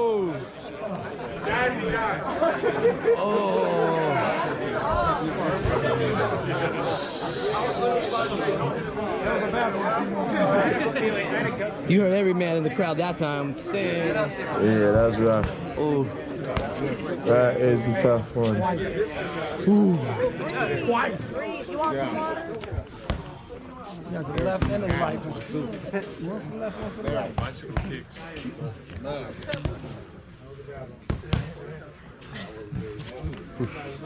That is a tough one.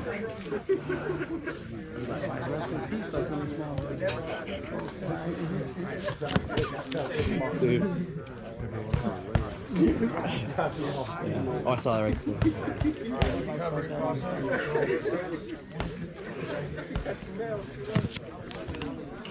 Pay attention to the ref. He knows how to. If that ever happens to you, squat it out. You learn something every day. And you got to keep fighting now. If you're going to say you can still go, you got to keep fighting then. It's so unfortunate, too, because it changes the whole fight, the complexion of it, and it's such a difficult thing to have to fight through. But these are tough guys, and they know the accidents happen. It also doesn't, I don't know, I'm not sure if he's protected the way he should be.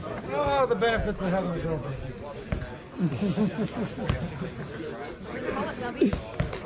It's growing, it's getting there. I know. Ooh. It wasn't funny, guys. It wasn't funny. I don't think I get there. We're still laughing. Especially how my great-great-grandfather died. Are you kidding? What? I'm not kidding you. In a bar fight in the 1930s. Wow. Wow. All right, so normally he's got like 5 minutes in sort of organized MMA. They might give him a little bit of extra flex time here in Street Beefs. I'm not sure what the parameters for a low blow here are. I'm not sure if I've seen one quite like this before. Of course, a lot of time the guy blows it off pretty quickly. But he's usually got, a window of time to recover, and I'm sure in this case the referee's willing to give him plenty of time because it was so direct. Everybody saw it. No challenge there. It was a really direct and quite significant strike to the groin area. He looks like he's starting to get a little bit more pep in his step and come back to his senses and look like he's feeling okay. But you're still trying to give him a little bit of extra time. Remember, he's the victim here of a illegal strike, right? It's outside the rules.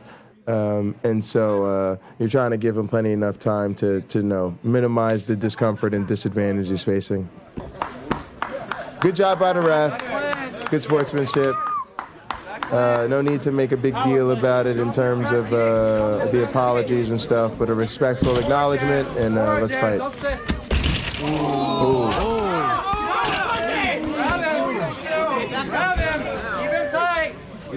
Simo, get that underhook. Right underhook. There you go. Good job. Right underhook. Swing against the cage. Switch. Right underhook, Simo. Switch him. Switch him, Jaron.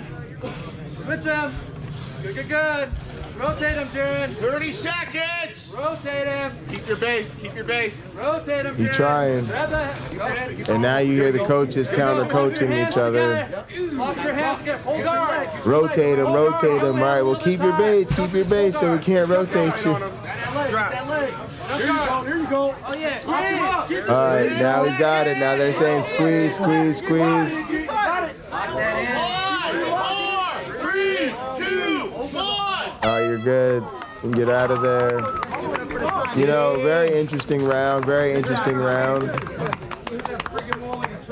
You know, kind of the guy in the blue doing his thing, clearly being stronger, mostly dominant, standing up, winning the position battle, but the guy in black really doing his thing on the ground and having some really impressive control time, which is what you want to see when you're up against somebody like that. Try to get him on the ground. If he uses his strength to slam you down, try to grab a hold and try to get some submissions on a bigger, stronger guy who's pushing you around and landing bombs, because nobody can, nobody's immune to the pressures of a submission, and so it's if you can get it off, it's one way to overcome somebody that's stronger than you. Although the bigger and stronger they are, it's more difficult, but really good contrast of styles and trying to take advantage of their strengths while minimizing their vulnerabilities. Good stuff. Really good fight. You want to fight? Go. Do you want to fight? Timer. Go. Fighter, you ready? Fighter, you ready? Round 3, let's go. Let's go. Might be the last round, I think. Let's go. Watch his strike. Jab, Jared. Jab. Leave it out there. Watch that overhand right. Patient, Jared. Both are tired. You can hear them breathing heavy. Let's see who wants that's a some more. space finder, range finder with that kick. He's not putting that out there trying to do any damage with it. That jab didn't look like it was really intended to connect either. A little bit of feinting maybe, but not significant. Good strikes by my man. Oh wow, yeah, they keep circling around. Yeah, that little front kick is not doing anything for me. Like I said, I don't even think he's snapping it enough to make it have consequence, even if he did land it. Here you go. Sit. Work for that leg trip. Get your chin down in his chest. Head under his chin. Again, in these exchanges, the guy with the blue is clearly stronger. Oh, there's a lot of blood. His eye's open. Oh, they busted his eye open. Kicking your fucking wall, bro. Whoa, guys. Calm down. Simo. It's okay. I got next. No, you don't. Just any given day. I can get another concussion. You're tired. Breathe in. Breathe in. For ball I say this motherfucker's got to work tomorrow. Yeah. That cocky shit don't what? I'll take round 3. Oh, this guy's really trying to get into this, huh?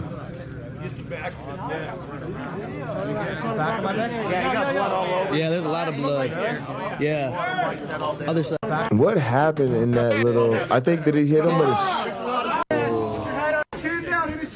Was it a headbutt? Sit. Work for that leg trip. Get your chin down in his chest. Head under his chin. Head under his chin. Oh, people can see it, but what happened? Here you go. Sit. Work for that leg trip. Get your chin down in his chest. Head under his chin. Yeah, he was done already. What happened? He's not here. Both are waiting for the other to do something. Cut him off. Other side. Here you go. I wonder if he hit his face on the cage or what happened. Because he's busted already. I thought maybe he headbutted it or something. Yes, stop. Good eye. Whoa, guys. Calm down. Simo. Just any given day. I can get another concussion. You're tired. Breathe in. Breathe in. For ball I say this motherfucker's got to work tomorrow. Yeah. That cocky shit don't what? I'll take round 3. Bro, who is this fan, bro? All right, what happened? A lot of blood.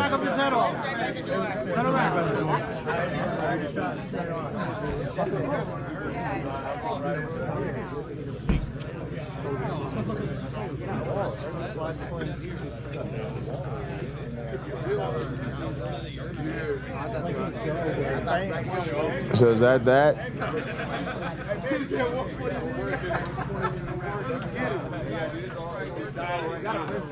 There should be some liquid bandage in that bag too if you need it. Yeah, that's a rough shot. I don't know what happened. I kind of think it seems like almost like he hit his face in the cage when you order an MMA pay-per-view from Wish.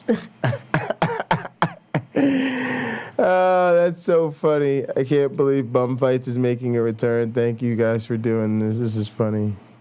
Blue Guy was just lucky he never got hit with one of those front kicks. The front kicks, that's hilarious. I was telling you those front kicks. I think he felt the wind of it. Looks like he was trying to kick his minimum slippers. Yes, I'm here for the comment section saltiness. Oh. Steven Seagal taught him that front kick.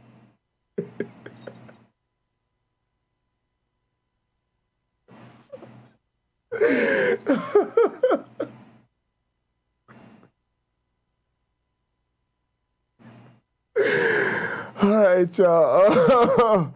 Are you not entertained? Oh, my goodness. Yo, I tell you, when the fight is good and the comment section is just, the comment section here is just reading my mind.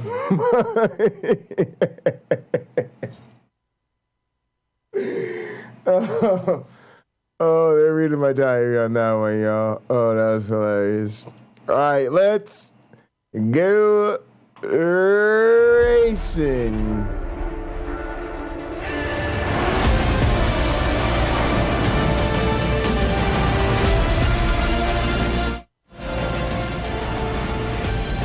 That was crazy. This game is so gorgeous. Let me go heat up some food. I'm hungry as a bitch. Hello and welcome to the 2022 Gran Turismo World Series. It is round one, our first time this year for the Nations Cup. We're on a new platform of Gran Turismo 7. The drivers today are going to be competing at the Watkins Glen circuit. We're very much looking forward to this one, Jimmy, because of course it is all about the drivers here today. That's right, yeah. Of course, last year we had a fantastic showdown between Miyazono and Go. They're both back today and what is sure to be an amazing race. But first of all, let's check out our schedule for this year. Of course, coming up at the end of the month, we have our first World Series Showdown event in Salzburg, our first live event in over 2 years, so really looking forward to that. We have events also dotted around September and October as the World Series comes to its conclusion, and then the World Finals in November at Monaco, so I'm looking forward to that. You know, it's never a bad thing going to Monaco, is it? Absolutely not. No, it's going to be so exciting to welcome back spectators and competitors in person for the first time in a couple of years after what has been a very tricky time in the world. Here, though, are the race details for today. Watkins Glen is the venue. The brand new Suzuki Vision Gran Turismo Group 3 car is the car they will be competing in. You can see racing hard, medium and soft tyres available for them. Single lap qualifying, which took place here as well, and 15 laps for our drivers to compete with, and a grid start. So that is going to be a hugely exciting mix of circumstances for our drivers to be competing in. And here are the drivers and how they will line up on the grid. Of course, we have to welcome back the 2021 champion, Valerio Gallo. Yeah, of course, Gallo, a bit of a high after last year, but also, of course, some form to Kimi Miyazono, who was very fast yesterday in the Manufacturers' Cup, so watch out for him. Baptiste Beaudoir in there, Jose Serrano, Benelli, Hernandez. I mean, look at this field. It is absolutely stacked. We have 3 past Nations Cup champions in here. It's too close to call. It really is. Yeah, Angel Estrada for Chile is back this year, as well as the Hungarian Patrick Blaža, Mangano, Fraga, Matt McEwen, the Kiwi, the Aussie, Andrew Lee, Ryota Kokubun from Japan, Koke Lopez, Kanata Kawakami, and Andrew Brooks. 16 drivers ready to take to the grid for this one. We are really excited to see what they're going to be able to do, of course, in that single lap qualifying session coming up for you very shortly, but also in the race here at Watkins Glen as well. And we caught up with the drivers to get their thoughts ahead of the first round for the GT World Series. やっぱり GT スポーツの時だと、バレリオが本当最後の、シーズン2021年は本当に速くて正直ちょっと手が届かないような存在だったんですけど、GT7 になって、またそのドライバーの、速さっていう部分もまた変わってくると思っています。It is a new game with new physics, with new everything, and I guess some people that were fast in the past may not be so fast, and vice versa. So I guess, and I expect really good races from everyone. This is my second event, first one of GT7, so I'm very proud of that. And it's going to be a very tough event because there are the best of the best. But I am also very proud because I am the only one that is representing Guatemala and the first one. La verdad que me siento muy fuerte con esta nueva temporada de Naciones. La verdad que todavía me cuesta un poco cogerle el rollo al juego porque al ser nuevo todavía me falta un poquito, pero me veo bastante fuerte.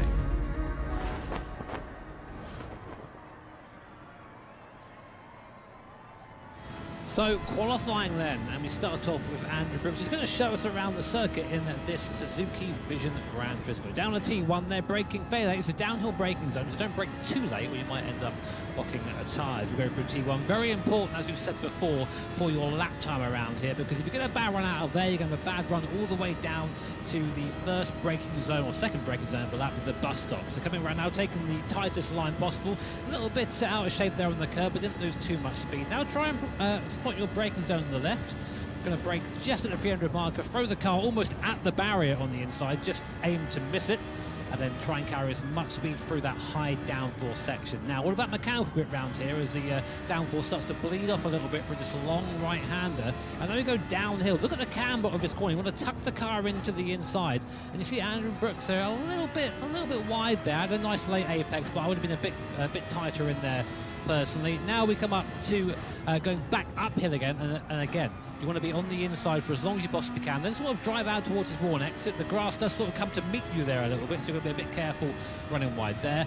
And now we go over this little crest and back downhill to yet another downhill braking zone. The corners here are actually fairly similar, but the elevation changes as that goes on, so it gives you a fresh challenge at each part of the circuit. A little bit wide there on exit. That I think he just avoided track limits, and again another late turn in here. You don't want a bit of an early turn in because of the road falls away for you to the right there. You're going to hit the barrier if you're not careful. Now 2 more corners to go, both quite quick. Left-hander first, you can use this curb on exit. A little bit of understeer there through Brooks, for Brooks there through the left-hander. For the right-hander though, a little bit neater. Not sure what time it's going to be, but I don't think it's going to be pole today. As he comes over the timing line, it is a 1:43.380 then for Andrew Brooks, but Kanata Kawakami a second quicker into the 1:42s. Brilliant lap time there for him. Lopez has dropped a bit of time in the penultimate sector as he comes to the line. What can he do? It's second quickest. It's the outside of the front row for now. So yeah, we're saying that Brooks' lap was a little bit messy, and we see that now in the times as he's plummeting down the bottom there. Kokibun does go further with a penalty, so he'll lose that time. McEwen there, nice time from him, really nice time for a New Zealand driver there, coming second provisionally. Igor Fraga up on everyone at the moment. Will he go provisional pole? He does, first person into the 41s. Nice lap time there for him. Giorgio Mangano, the last driver then in this first group as he comes to the line. What can he do? It's third quickest head of the second row then for now, and our focus shifts over to the second group of drivers. So they let them out in groups of 8 essentially, and this is the second group of 8 drivers. Here is Patrick Blajan, then the Hungarian driver. Angel Enestrosa, we know he can be quick on his day, but can he pull it out of the bag in qualifying trim? I have to say, this Suzuki Vision Gran Turismo car looks absolutely spectacular around this Watkins Glen circuit. Yeah, looks like a nice mix between a summer car and a performance car, doesn't it? Oh, there's nothing like racing with the top down, I think. But yeah, cool to see yet another Vision GT car added to the roster. I like seeing these manufacturers sort of just going, oh, we'll design what we like and throw it in a game. It's nice to see that that creativity on display. Yeah, for designers, it is brilliant for them to have that freedom as well. There's so many constraints in the real world that they have to adhere to. So to be able to just go a little bit mad every now and then is something that I am certain that they enjoy. Here is Jose Serrano then. The Spaniard has been really quick and nipping at the heels of his countrymen over the last couple of years, Coque Lopez. And likewise, this man here, Valerio Gallo, also very quick as well. Of course, the reigning champion, what is he going to be able to do? Let's see what these lap times are going to be like then. So Lucas Benelli a little bit wide there on the exit of the hairpin, but gets relatively strong out of that corner. I wonder if he's going to be able to take the charge as we get Blajan out of the final corner and across the line here. I think this is going to be Patrick Blajan's first lap. It is, comes across the start-finish line. Where does he go? Not bad, P2 there for Blajan. Sort of a return to form over the course of last year. I wonder if he can carry that now into 2022. Angelo Nostroza half a second down at the last split, though, so not going to be a great time for him. Goes P6 for now with a 42.4. Here's Hernandez, who was very, very strong last year towards the end of the series. Let's see what he can do. Over the timeline he comes. It's half a second back. It's only 9th quickest. So that just goes to show how big the difference is in gaps. Lucas Bonelli goes up into 2nd place, though, so it's an all-Brazilian front row as it stands. Great lap time then from Lucas Bonelli. What about Jose Serrano? A couple of tenths of a second down. It's only 9th quickest. Drops down to the outside then of the 4th row of the grid. What about Baptiste Beauvoir? A tenth of a second back as he comes to the line. Beauvoir, and it's 3rd quickest then for him. A tenth of a second away. So let's see what our big guns can do. Takuma Miyazono, he's currently 4 tenths down, so it's not going to be a pole slot here for Miyazono. In fact, right in the middle. It's the 2nd time in 2 days we've seen poor qualifying from him. Meanwhile, Valerio Gallo way off the pace. He's made a mistake somewhere, a 2nd down. So our 2 big hitters both absolutely nowhere. In fact, Gallo goes 14th. Look how mad he is there. He's not happy with that result. No, Gallo definitely made a mistake then on his flying lap. Here are the final qualifying results then. So it is an all-Brazilian front row for the First Nations Cup race of the Gran Turismo World Series in 2022. Fraga heads Bonelli from Beauvoir and Blajan on row 2. Row 3 will be Kawakami and Mangano, then McEwen and Miyazono, Inestrosa and Lopez completing the top 10 with Serrano, Cockburn, Hernandez, Gallo down there in 14th place after what we can only assume was a mistake on his final flying lap ahead of Brooks, and Lee completing the 16-driver strong grid. Well, don't forget, of course, you can find out everything about Gran Turismo 7 and the Gran Turismo World Series on gran-turismo.com. And you can also follow us on the usual social channels, Facebook, Twitter, Instagram and TikTok, where you can also vote for your Michelin Driver of the Day. And you'll also find details of our new predictor game. So if you want to try and predict who the winners will be in the showdown event at Salzburg next week, you can enter via the in-game news section or the banner on the GT7 World map for a chance to win some in-game credits. So best of luck.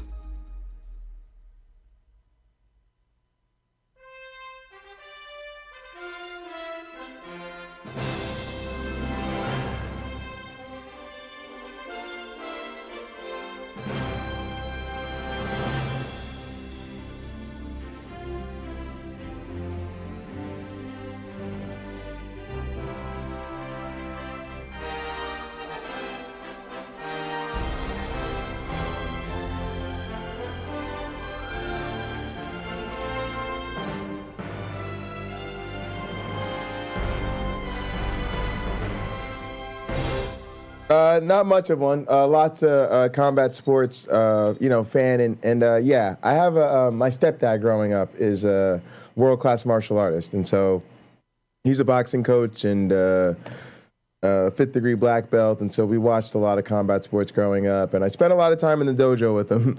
But I didn't take to training. Although I did love being around the competition. So I grew up going to karate tournaments and watching boxing and seeing him coach people in the gym. And yeah, definitely have a passion for combat sports, although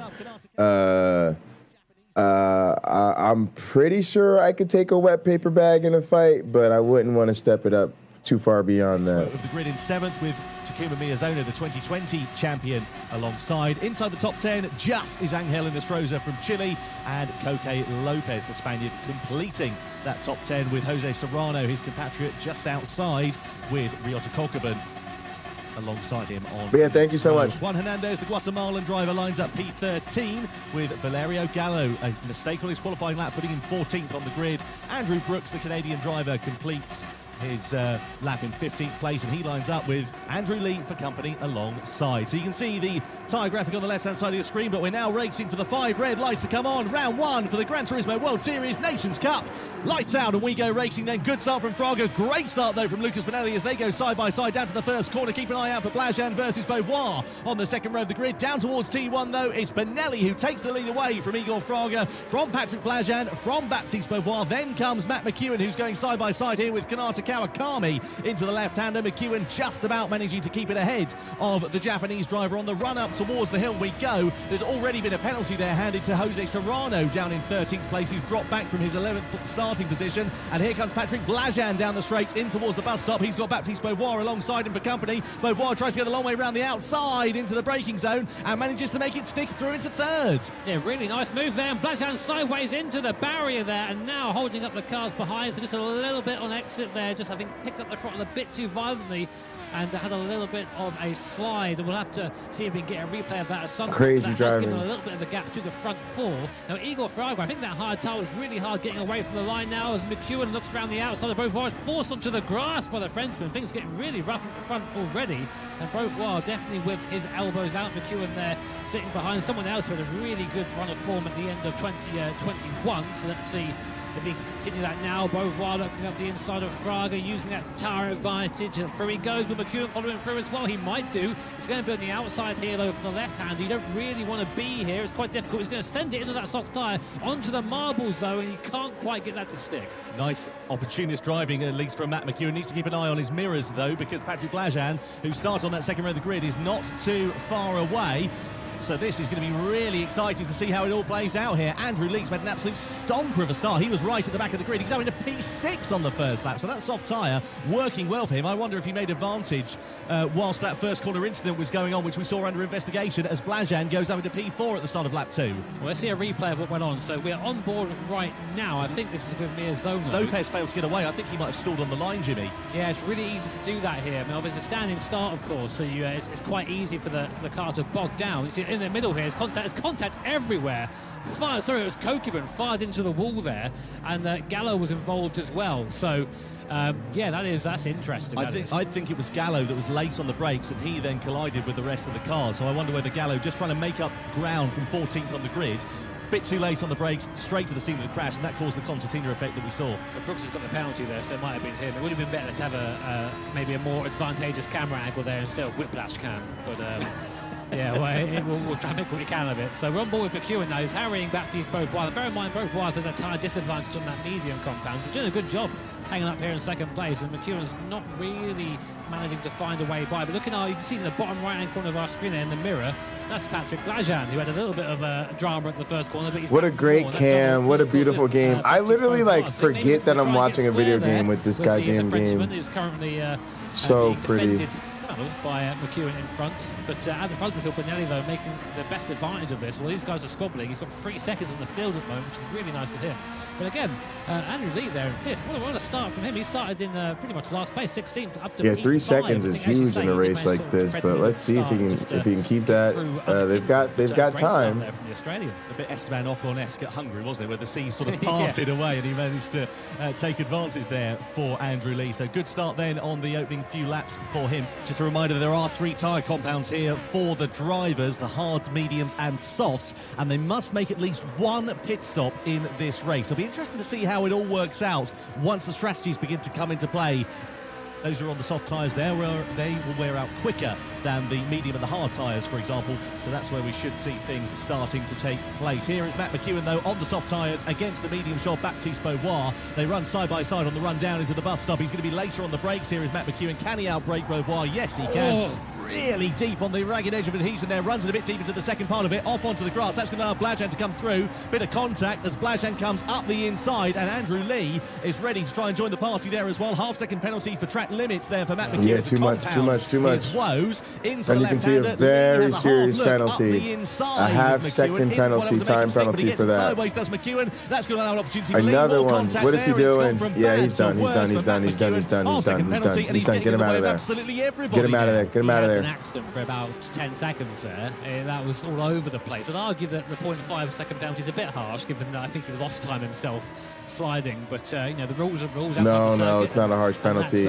He put himself there. But too much. Yeah, put himself there. Yeah. You just know straight away from the attitude of the car going in that it's not going to stick. He's just carried far too much speed into the corner. It's a good attempt, but look what that's done. He's gone from fighting to second, now down to 7th place.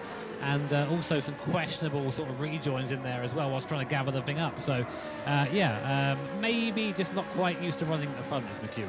Patrick Blajan now right on the rear wing of Baptiste Beauvoir as a result of all of that. So Blajan there, he's always got a pretty serious expression on his face. He's on the soft tyre compared to Beauvoir being on the medium. So if he does have an opportunity, it should be relatively straightforward for him to find his way through, because of course he has more grip under braking, mid-corner and on the exit, all the places where Beauvoir is going to struggle up the run through the hill. We saw this yesterday in the Manufacturers' Cup.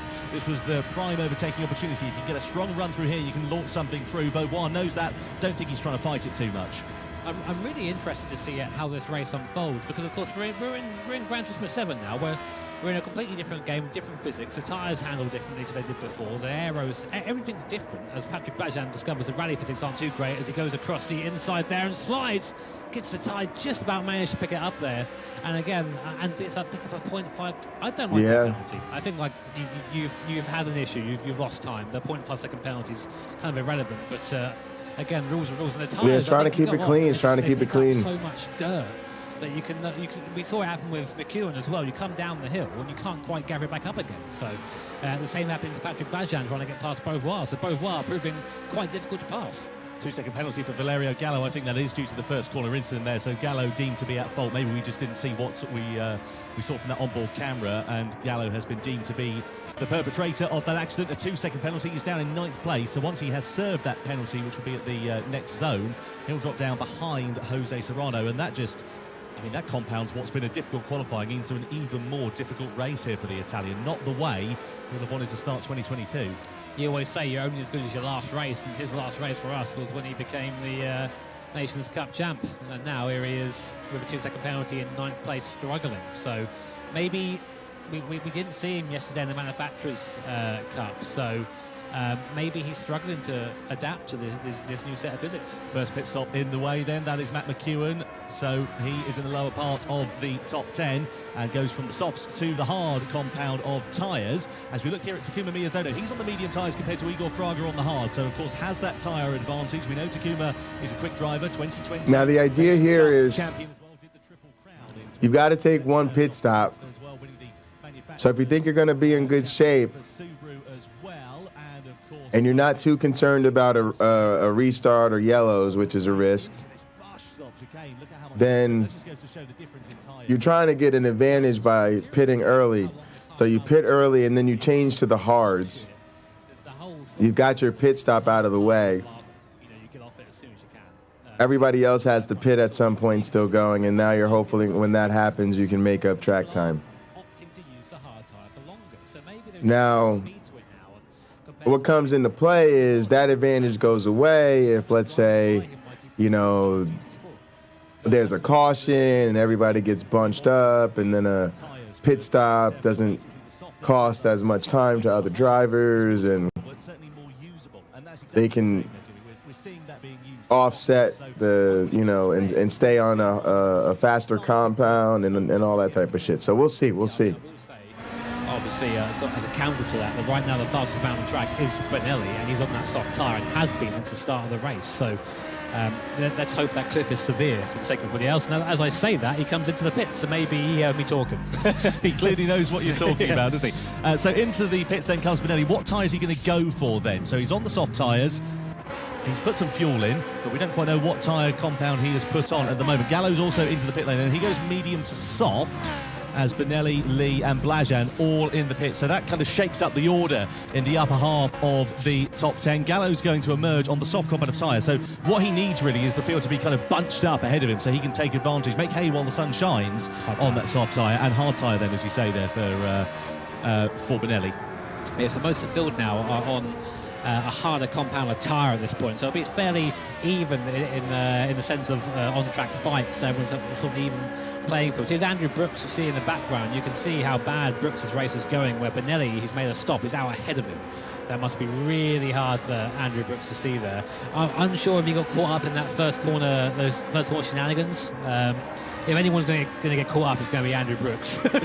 He is the most unlucky driver we've ever met, and we mean that with the most sincere amount of love as well, because we think Andrew Brooks is a brilliant competitor, a fantastic driver, but he does always seem to be on the wrong end of the stick, doesn't he? Yeah, I mean, someone's got to be. And unfortunately, it's Andrew Brooks most of the time. But back to the action on circuit now with Benelli in front of Brooks, of course, and managing to keep the Canadian behind, as you would expect him to do on that newer set of hard compounder tyres. But see, the difference isn't too much. Like, the wear isn't as bad. All right, Baptiste, he's having a bit of fun out there, isn't he? Yeah, he's really putting the hammer down. He was half a second quicker than Igor Fraga. Of course, there is a tyre difference. Fraga's on the hards, Baptiste is on the mediums, but Baptiste is looking really comfortable out there. And the thing is, when you're leading from the front, gaining time on everybody else. And as an experienced driver as Baptiste, this is the perfect scenario for him, isn't it? Yeah, I mean, I listened to a podcast recently which sort of summed up the attitude you need to be leading a race and going quick perfectly. So you need to drive at 100%, but at 95% safety. So you need to be going as quick as you can, but always having that little bit left in reserve. So seeing him sideways coming out of that left-hander half a lap ago isn't really what you want to be doing. You want to be controlled. Right. He's not under pressure right now. Use this time to solidify where you are. Right, so just solid save. There's no competition in front of you. Clean air. So pick and choose your racing line wisely. Don't get it too squirrely. Don't make it easier for people to gain time on you by getting sideways and losing time to recorrecting. So you are out in front, so there's no challenges. So you have the opportunity to take the most aggressive line and, really, drive the race you want to drive. But at the same time, you absolutely can't afford to make a mistake when you're out in front like that. So that's what he means. 105% in terms of driving the race you want to drive. But when you're out in front, 95% safety. Can't afford to make mistakes. A little bit cautious. We go on Just a board tad. now, though, to Jose Serrano, the Spaniard, currently in fifth position, yet to make a stop. Still a lot of the field yet to stop actually at this point. They're all going along on that hard compound tyres. Baptiste is still on the medium. Will he come in this lap? No, I don't think he will do. You have to make your intention quite clearly known there. But you can see really not much margin for error. Really running it to the wall there, which you're allowed to do. So of course, if you're going to pay to use all the racetrack, you need to go and actually use all the racetrack. So get out there, touch the wall, maybe lose a mirror or two, but that's about it. Continue from there. That is the gap though, and that has come down. Yeah, Fraga was faster last time around, so I think those medium tyres are starting to come towards the end of their shelf life. Last time around, Beauvoir a 46.1, Fraga a 45.2. So he should have picked that lap. Like he should have been in that lap, the lap we've just gone through. He should have came in, because now all he's going to do is lose time if that's the case. Meanwhile, Kanata Kawakami, right on the back of Coco Lopez, having to actually lift to get the better run here coming into the bus stop. We're going to try and go around the outside there as Coco Lopez squeezes us out. Lopez has got a tyre advantage here, but I'm not sure if that medium tyre is still running strong. We've seen Beauvoir have problems. Lopez now is the one holding up the train as Benelli gets involved as well. Benelli, of course, has pitted, so we need to get by these guys as quick as possible for the sake of this race. All the time he spends here fighting with Kawakami and Lopez is going to hurt him later on. Benelli's hunkered down into that seat. He always seems to have a really unique driving style. He sends it up the inside, bit of contact there, a bit robust from Lucas Benelli. We're used to seeing that, I should say. He's not afraid of getting his elbows out. That was great. He's a Brazilian driver. He goes up into ninth place. His next target will be Coco Lopez. You can see him there feathering the throttle. He's excited. Trying to find the optimum amount of time to get onto the power. No further action between Hernandez and Inestrosa. That's after the incident was under investigation. But Lopez, he's a bit of a sitting duck now. He needs to pit. He should have pitted last time around. And you can see him there running a little bit wide into that hairpin. That's going to now Benelli up the inside. Traction will be with Benelli, and it is indeed up into 8th place for the Brazilian. All right. Let's go. It's great to watch someone work their way up the field. Here we are. Baptiste Beauvoir. Really great, really fun. That's what we're here for. This should have happened last lap, Baptiste. Battle in the front, battles in the mid-pack. Some guys working their way up the field. In relation to everybody else. So here is Benelli, of course. They were good racing. Was a fair chunk ahead. Couple very key strategic decisions. We want to see competition not just on the course, but in the pit lane and with the strategies. Time he lost in traffic. We can tell you how much he lost if we look at the laps here. Where is it? I've lost. There he is. It did a 46 last lap, 46.7, which is very slow. They're talking about tires because one of the keys to strategy is tires. But the gap has come down, I think. Well, actually, no, tires. I think that Baptiste has sort of shot himself in the foot a little bit by staying out for so long. And of course, the timing at which you choose to use which tires, and the fate of the racing gods to see if the yellow flags and the racing incidents don't throw a fucking monkey wrench into that strategy. It's going to be a challenge. He might not always make the calls right, and these mistakes might happen early on in the championship before they got to grips with it. No, I got to say to that. Get good. Get good, mate. Did you look? cope. get better at the game. No sympathy from Jimmy Broadbent, continuing on. I mean, you are right. Jimmy Broadbent on the booth. He's one of my favorite streamers. A difficult transition, especially if you're. These guys did thousands of laps in GT Sport, and GT7 is a whole different beast. So obviously there are things you can carry over, and there are things you can't carry over, and everyone's sort of discovering that at the moment. Kawakami and Benelli under investigation. We just saw a graphic flash up on your screen. That is because, of course, Benelli ploughed into the back of Kawakami. It didn't cost him too much, other than, I'm sure, a little bit of pride damage for Kawakami. But either way, Benelli's been given a 1 second penalty for colliding with another car as the race leader Fraga into the pits for the mediums. We saw that coming. It was a certified Benelli moment where he just chucks it in, bashes the guy out of the way, and yeah, I think that's a fair penalty. Yeah, 1 second is the penalty that he has been awarded. He does not agree, though. He does not agree. Just a little bit of gesticulation there from the Brazilian. So, I mean, mate, you play silly games, you get silly prizes. Well, either way, he now sits with a 3.5 second cushion over Baptiste Beauvoir. Beauvoir, of course, is on the soft compound tyres, whereas Benelli is on the slowest, on the hard tyres. Just a reminder, of course, there are 3 tyre compounds available to the drivers, hards, mediums and softs, and they must use at least 2 of those during the race. Pretty much everybody who started on the softs or the mediums has made their one and only pit stop here so far. Here's Valerio Gallo trying to recover something from this race. He goes side by side with Patrick Blajan down into the bus stop. Gallo's on soft tyres. Look at the confidence he's got under braking as he goes through. So what they tried to do was to stay out of the pits. They tried to start on the fast tire, the soft, sprint out the end, pit early, go to the hards. Other people took sort of a similar strategy, but they're trying to get more run out of their softs. That way they can switch to the mediums.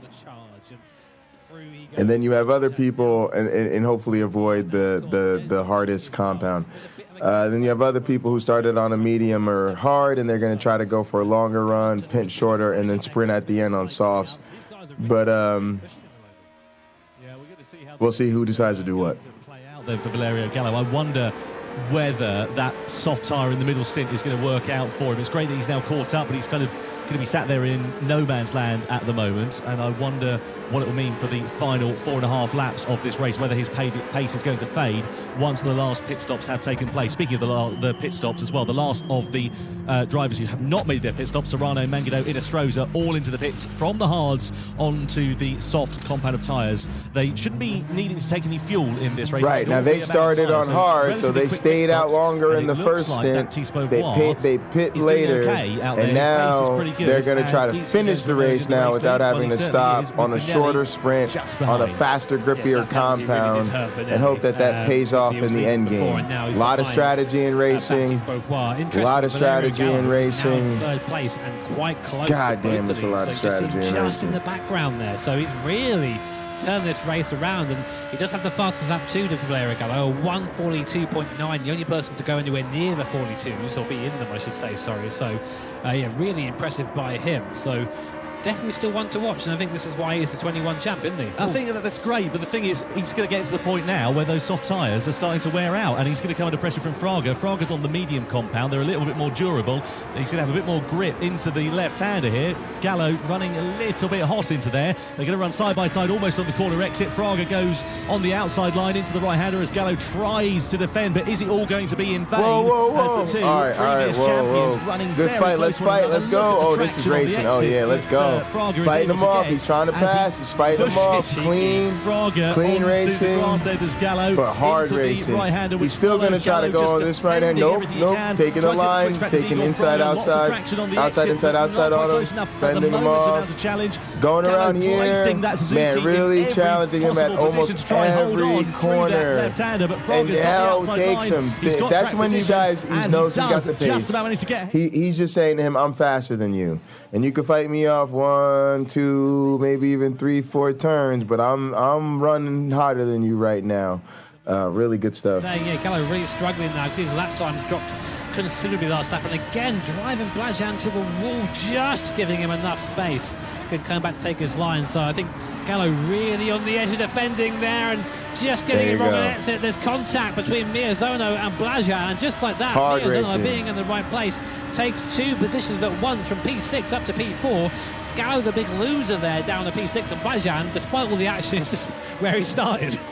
Well, that was very much akin to Lewis Hamilton at Silverstone. Through goes Lewis Hamilton into a couple of positions up. Miyazono doing exactly the same strat as Gallo tries to get ahead of Blajan into the bus stop chicane, parks his car on the apex. Blajan picking up a 1 second penalty there as well. So whether there was a bit of contact. All right, I'm turning off Pocket Locker 86. I'm not sure, but either way, Blajan with that 1 second penalty. See you later. That's not good for the Hungarian driver, and he knows it. Yeah,